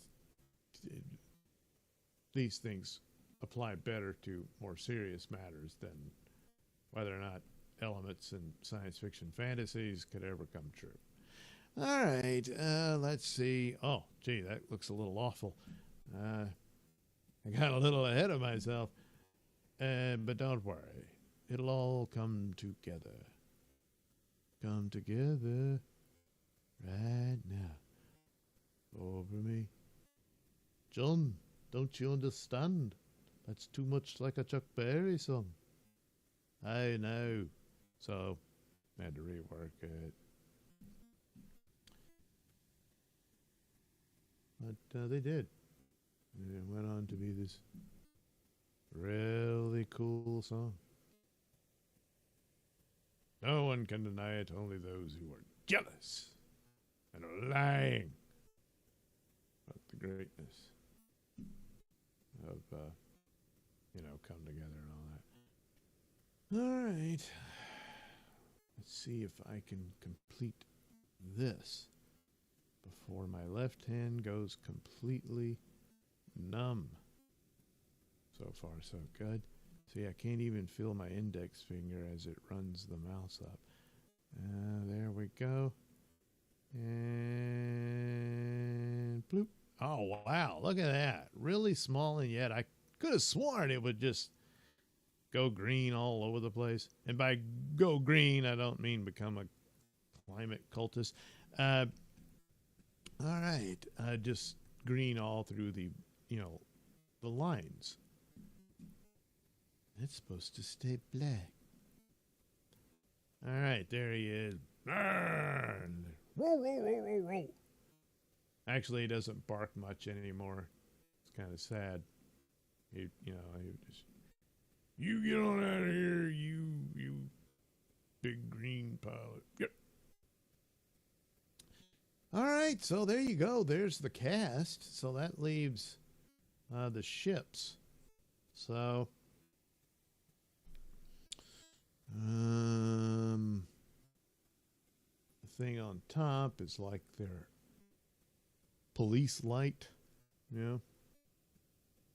It's usually sort of yellow in the middle here. Boop, boop. Come on. I don't know why I'm doing them both at the same time. Yeah, I'll get back to you later. Oh, crap. I don't even remember what I guess we'll just do them like that. So basically, I got to redesign these somehow, because all this is the Enterprise from Next Generation, but with the saucer section ripped off. But I always thought I had this cool look for having an eye-like symbol there. Looks more like a target sight in this rendition of it. But the eye element is sort of like there's sort of an oppressive bit that, like the state is always watching you type thing. So that was kind of the idea for that.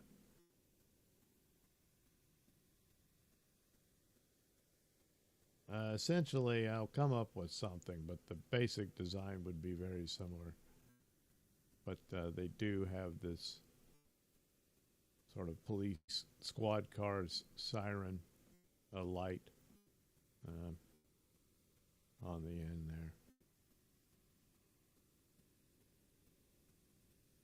All right.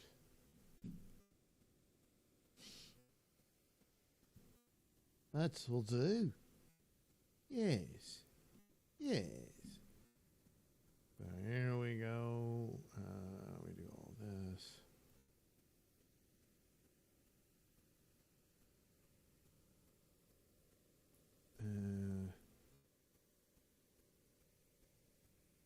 And it's off in the distance, so probably doesn't matter too much. Just so long as it shows up where it need be. Yes. Yes. There we are. And then this. Wait a minute. It's almost like the zodiac symbol. I gotta rethink this. But anyway, good enough. Good enough. All right, I'll go ahead and merge that. Oh crap! I forgot about the. Well, I could undo it. There we go. So, oh well. Put this here, this here, this here, this here. Good stuff, good stuff, good stuff. There. Here, there, and everywhere. And that. Bloop, bloop, bloop. Alrighty. Oh, damn it. There we go. Man, the hand goes numb again. Jeez. And then we will. Oh, what are you doing? Get back in your lair. Get back in your lair. This there. All right.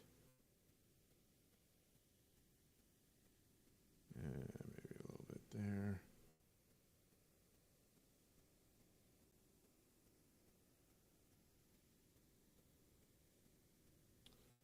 And this is sort of a, heavy truck in space. So it's what Bubba was doing for a living before the war began. Then he got drafted into the Uranus Patrol. And, well, you get the deal. Let me change this up a bit. There we go. Yeah, that's better. That's better. That's better. Yeah.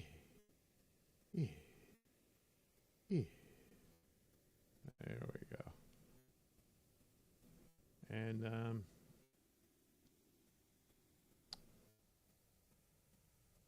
as a bit of an FU from Lloyd, he sent him his old ship after the other one got destroyed in an earlier story.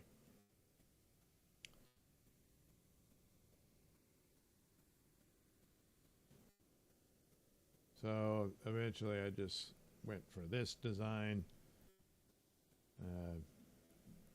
just to make it appear to, be like a truck in space, because there you got basically all the living quarters and stuff is in this giant thing here. Here's the control cab. And then the cargo hold is all that crap, which they can detach from. So then it would be all this box part would be gone, and then all you would see is this, Whoops. There we go.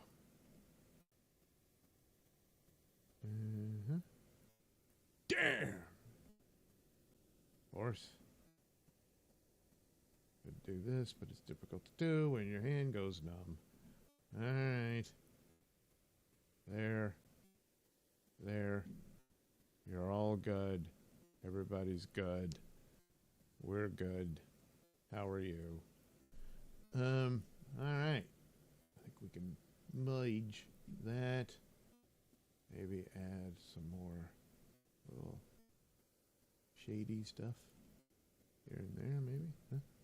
Maybe over here? Huh? Oh, I know. Could add a, no, not that. Some of this. Nope. Have to go a little lower. There we go. Kind of gives it a bit of a glue. And then I do this and that, and here too, why not? And then let's see, maybe there we go.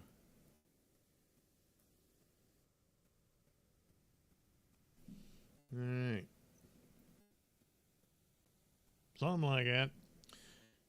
All right.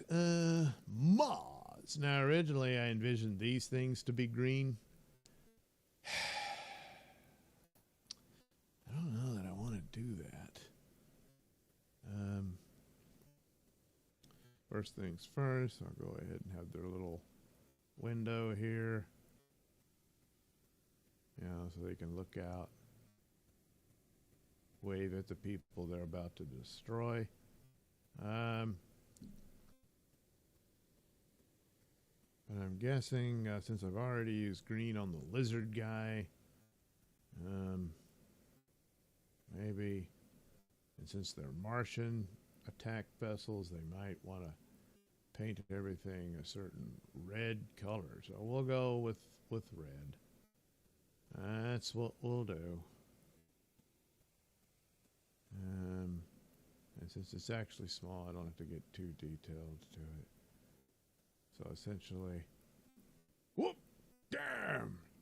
Oh, damn you! From hell's heart, I stab at thee. Huh? I left this circle here. I wonder what I want to do with that. I don't know.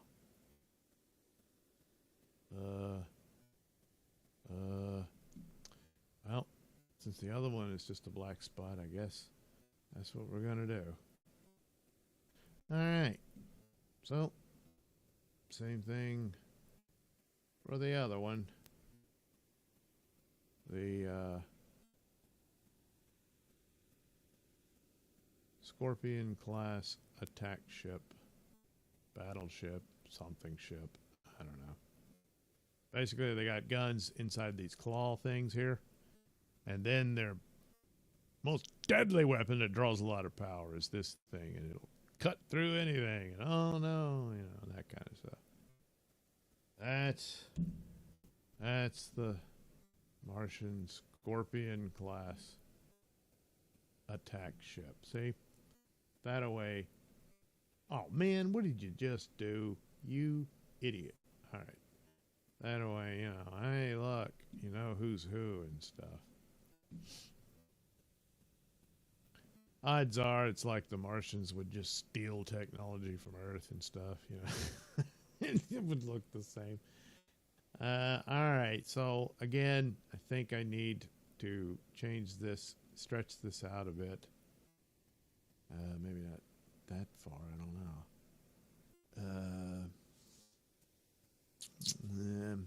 So go ahead. Well, let's whoop, that's too close. Back off. Maybe this. Don't want to get too much of spot there. All right. Damn it.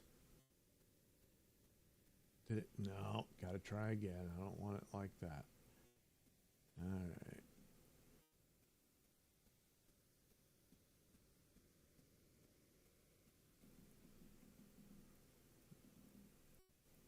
Damn, it still did it like that. Some bitch. Well, I'll just have to fix it later. All right, it's just the bottom part. Paste. We'll move it over here. I'll go back here. Get rid of what we lost. All that work, and it was for nothing.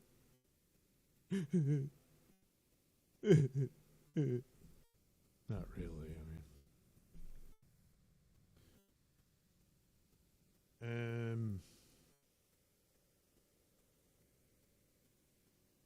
Oh, it's just the red part. Well, that's all right. So we'll put another layer underneath that. Then let me get the proper brush. And there we go. See, everybody happy. Happy, happy, happy. Happy, happy, happy. Oh, yeah. Maybe. This. Oh, come on, damn it.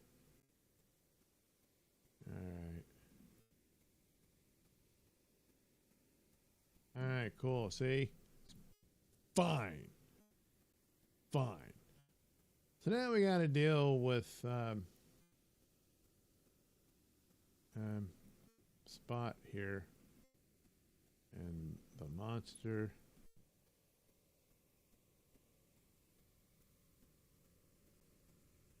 Oh no. Oh crap. Holy crap, and I didn't save it. It's crashing out. It might come back. I don't know. Oh no. Well, all this work, and I guess it was for nothing.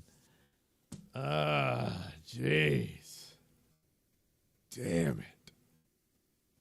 It's not showing up on screen, I can see, so yeah. Jeez, damn it. I should have, and here I am. This is one of the oldest lessons you should save constantly. Damn it. Looks like I'm going to lose the whole thing. I mean, the drawing's still there. Don't worry about that. But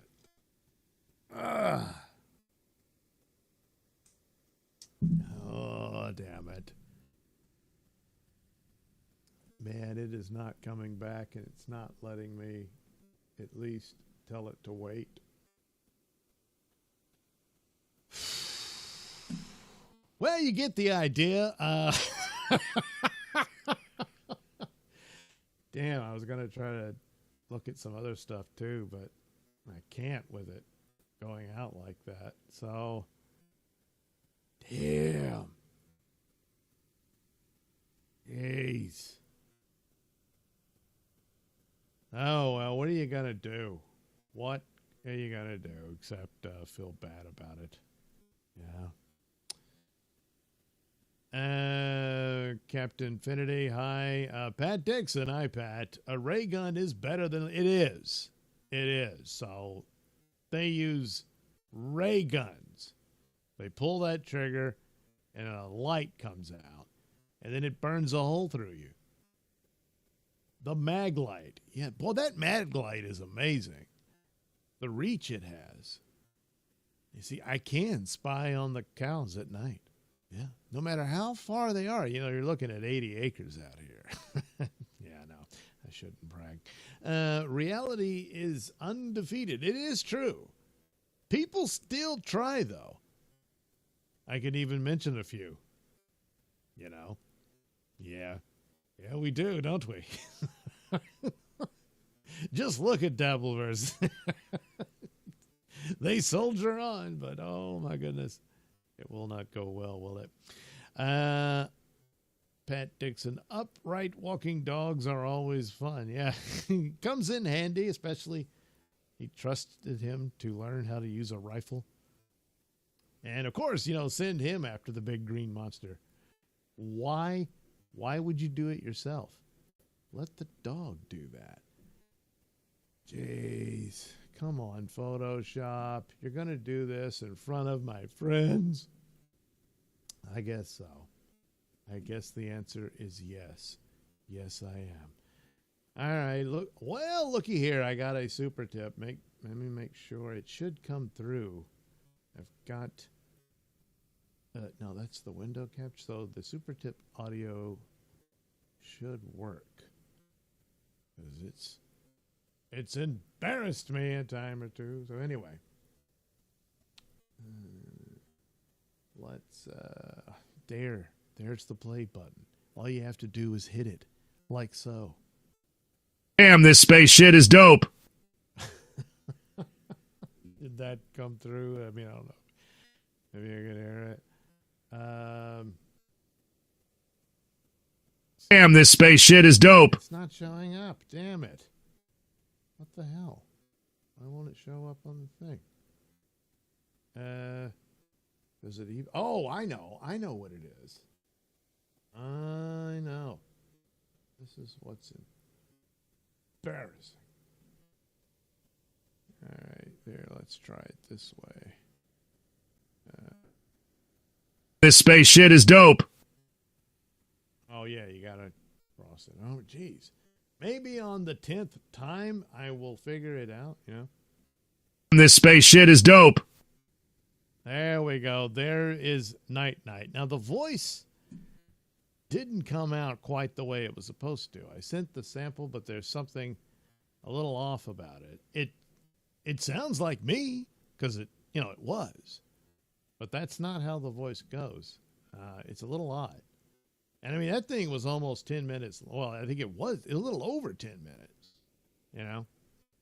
And the Boobo one, it's not great. Yeah, but I don't know. I'll have to figure that out.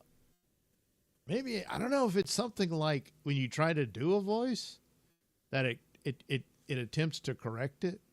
Because I don't know. Because I mean, Boobo, he sounds like this.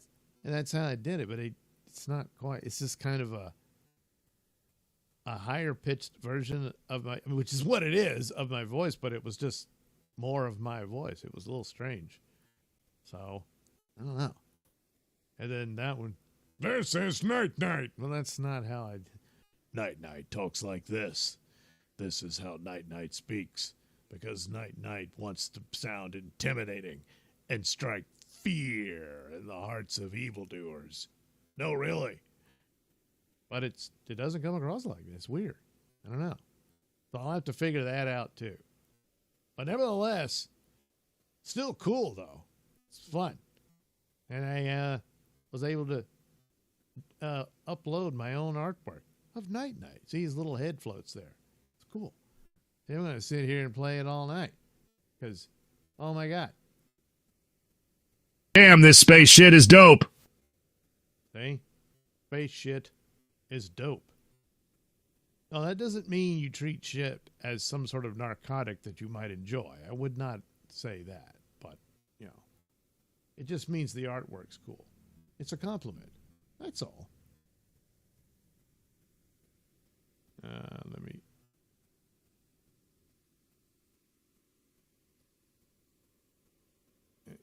Okay, I need to see. I don't know. Is the audio coming through? Because, I mean, I can hear an OBS, but I don't know if it's coming through on the video. So I got to sit here and watch my own show on Rumble and see at least come through there. So I'm listening to what I said 2 minutes ago. Good Lord, the delay. All right, not 2 minutes, but, you know. Close enough. So, yeah, the little head floats. You're going to play it all night. Here we go. Oh, my goodness. Boy, does it come through. Ah, cool. All right. Then, you know, thanks, Pat. That's nice. So at least there's that, despite Photoshop crapping on me. And it's going to delete all the work I just did.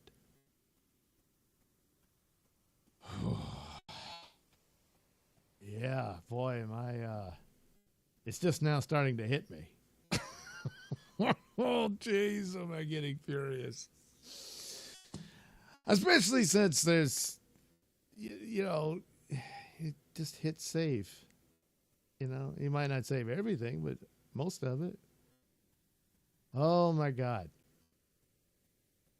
You couldn't hear it that last time, but I did. Maybe on YouTube. Is it different on YouTube?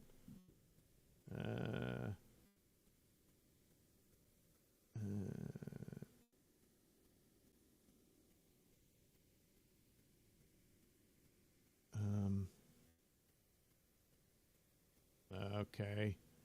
Slowly but surely.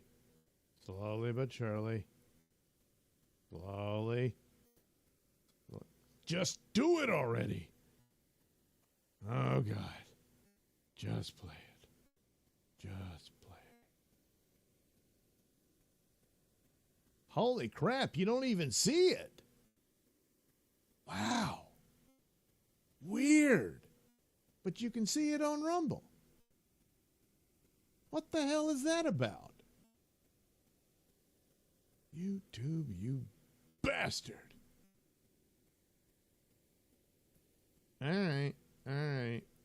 Oh, wait, here I am back on Rumble.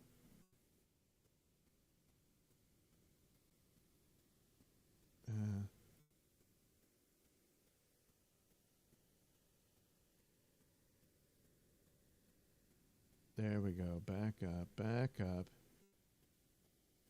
No.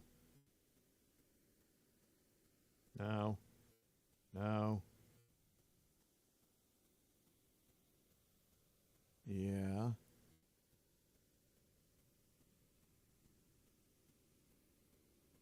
Come on.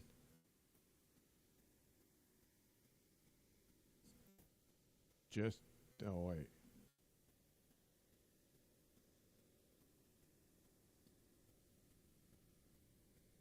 Well, there I could hear it, but I couldn't see it. Oh, yeah, I had to move it up.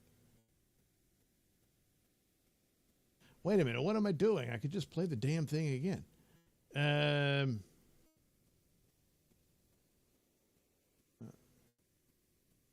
But I need it to show up. Well, this is Rumble Studio. So that probably explains why it's not showing up on YouTube. That could be the deal. But what the hell? I'll just play. Just press play. Na, na, na, na. Damn, this space shit is dope. And maybe, hang on. Play. Damn, this space shit is... There we go. Now I've frozen it, so it stays there. Do you see it now? Because now I have frozen it. I'm still hearing it on the other one.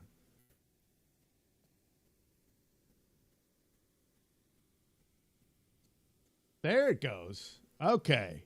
All right. You saw it and heard it. All right. I don't know what the hell happened earlier, because they didn't really change anything. Go ahead. I don't need to hear myself again. So there we go. Saw it, heard it. All right. Cool. So there we are. There's Night Night. The little drawing I did. And the voice. I don't know. I'll have to try again maybe to work that out.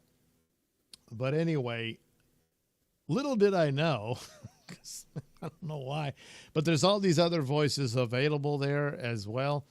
So I've activated all those. So there's quite a bit of choices now. It used to be just me and Pat.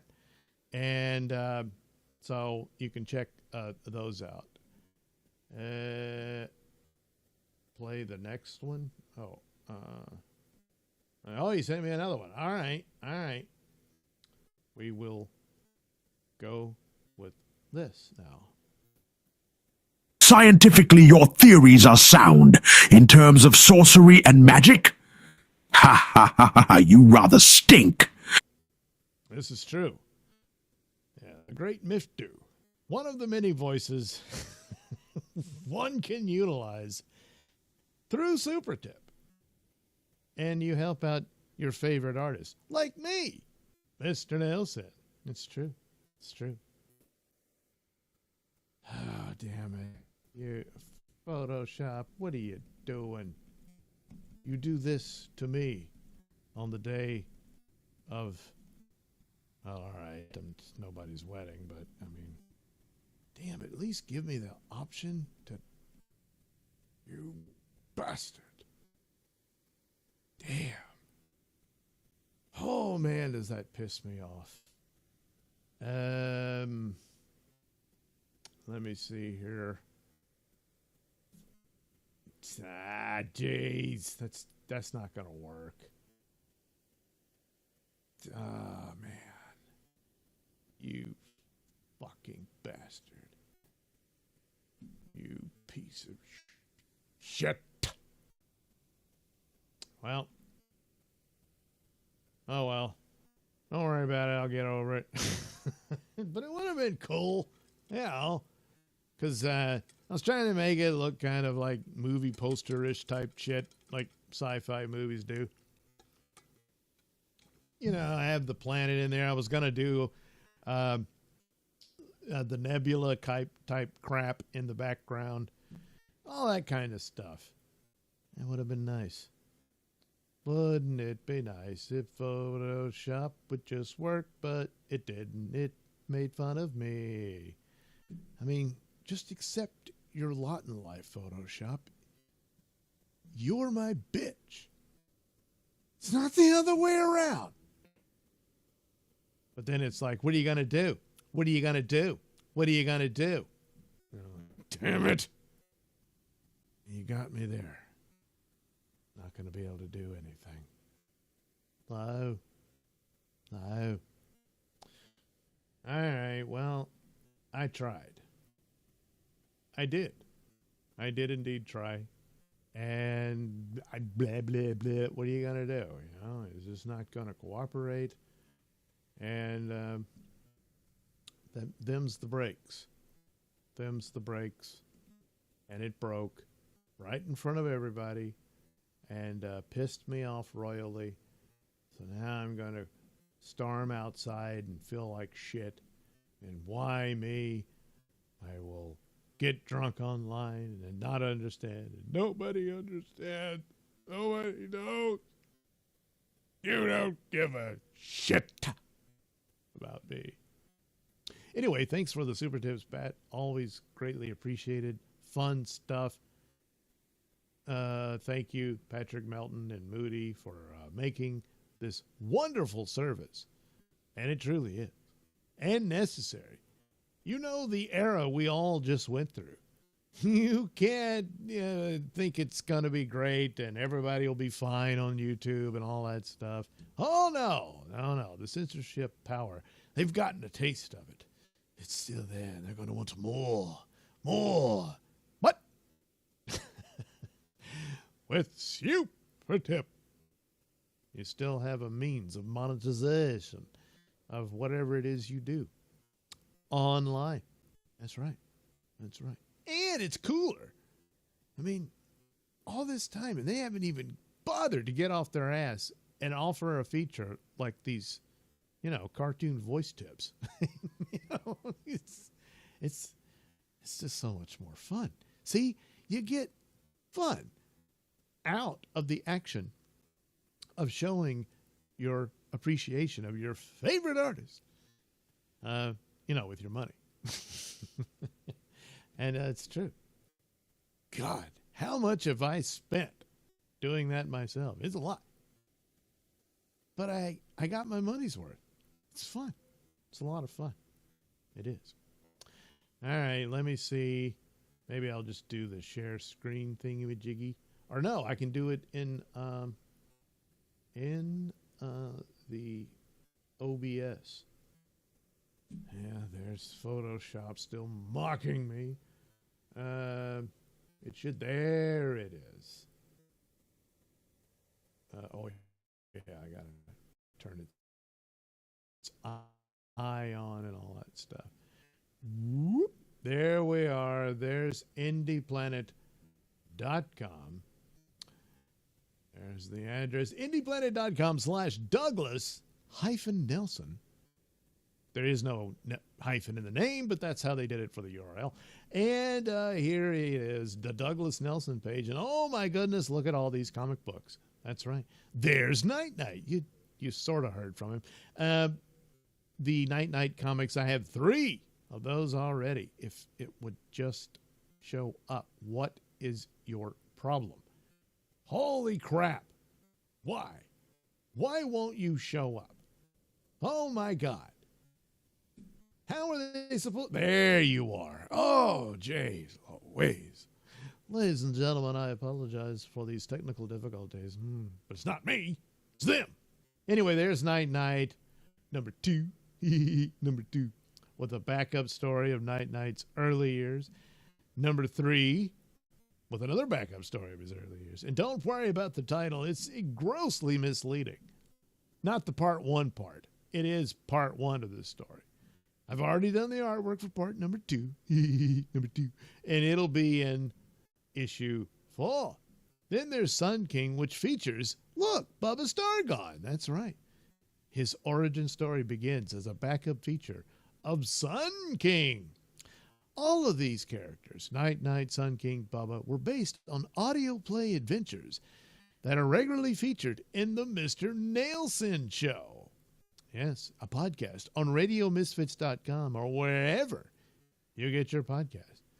Current episode is sort of the best of Nailsin news 2025. So there's that. This is one I did because a friend at work said she wanted to be in a comic book. So here you go. And then, of course, Doodleverse. That's right. There's Opie. To avoid any legal claims, I called him Oopsie Unleashed. Tormented by this person he keeps obsessing over. You might recognize him. So that he was the first cover. I haven't decided what the second one, but it'll be a much longer book of Doodleverse comics featuring multitudes of your Dabbleverse characters. Here's Steel Toe in the corner. Circle, should be a box, but it's circle. I don't know. Some creative choice on my part. And, don't worry, he'll show up in the next one too. And you can head over to indieplanet.com. You can go straight to the Douglas Nailsin page, or you could just punch in Doodleverse Comics, and then the page comes up. Oh, look at that. And you have the digital version, only 99 cents, or the old-fashioned way. So you can literally hold it in your hands. That's right. In fresh color for only $3.99. That's right. So there you go. There's page 1. Oh, boy, there's Steel Toe and April fantasizing about Nick Rekieta. There's Kevin all mad about Melton. And there's Pat Dixon's face on the wall where he threw darts at it.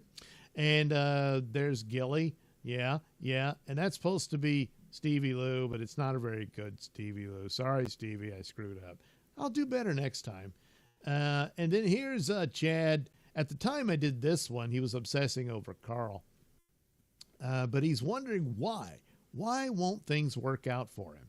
And then here comes Melton, says, because you're dumb, nerd. You're dumb. And it's true. It is. More of those in the next issue. Oh, yes. Here's Ray being stalked by, Fuddle. Here's a scene that depicts the relationship of Aaron and April. Yeah, we know that happened. And then, here's Stuttering John fantasizing about Kate and Meanie, And then here's Steel Toe declaring that, he's the one who wins. That's right. For it 'tis better to rule in a shithole than to serve in podcast paradise.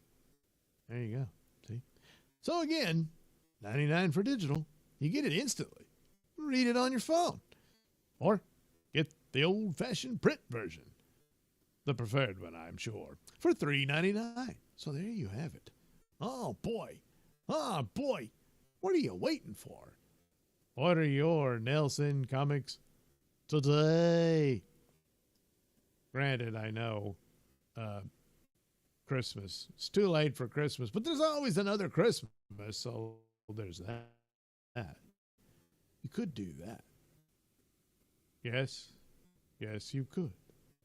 All right, there we go. Oh, God. Over 2 hours. So, that's something. Now I got to go rest my ass because I've been smashing it in this chair for too long. It's a problem. So anyway, thank you for watching, and thanks again for the super tip, Pat, and also the guidance on navigating it. Whatever happened there. But I guess the initial thing was, and of course there's the delay in the communication, so I guess the initial thing was I didn't have the proper layer for the super tip, layer over the window share screen. I think that's what happened where it couldn't be seen. Still not sure why it worked in Rumble, but not in YouTube.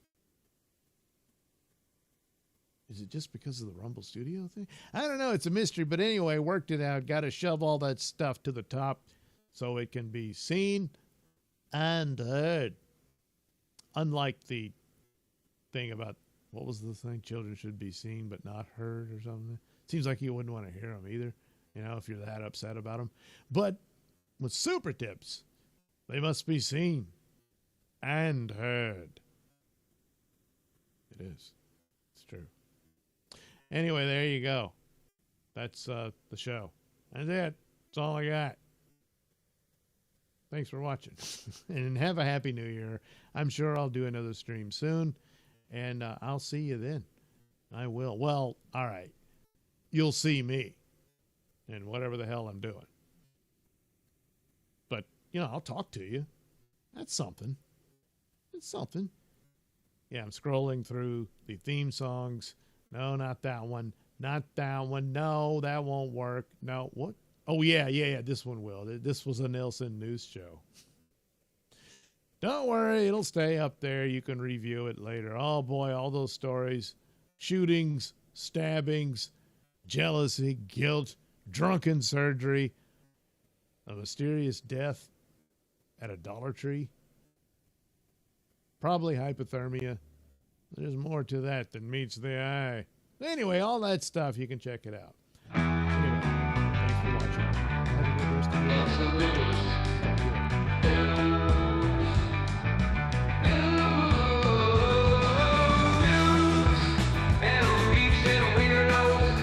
Getting all creepy and weird. Slut selling butts. The buttholes have been sold. Thugs breeding like bugs. Or rabbits and road hangers. Killers killing and killing and killing and killing. Nailsin News. News.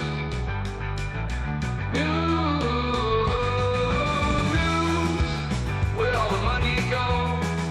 Ain't nobody gonna know.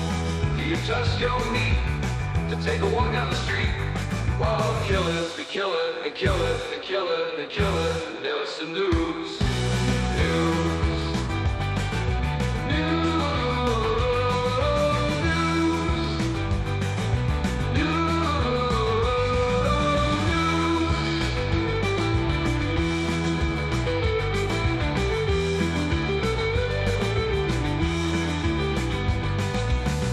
Where all the money go? Ain't nobody gonna know. Do you trust your meat to take a walk down the street while killers be killing and killing and killing and killing? Nailsin News.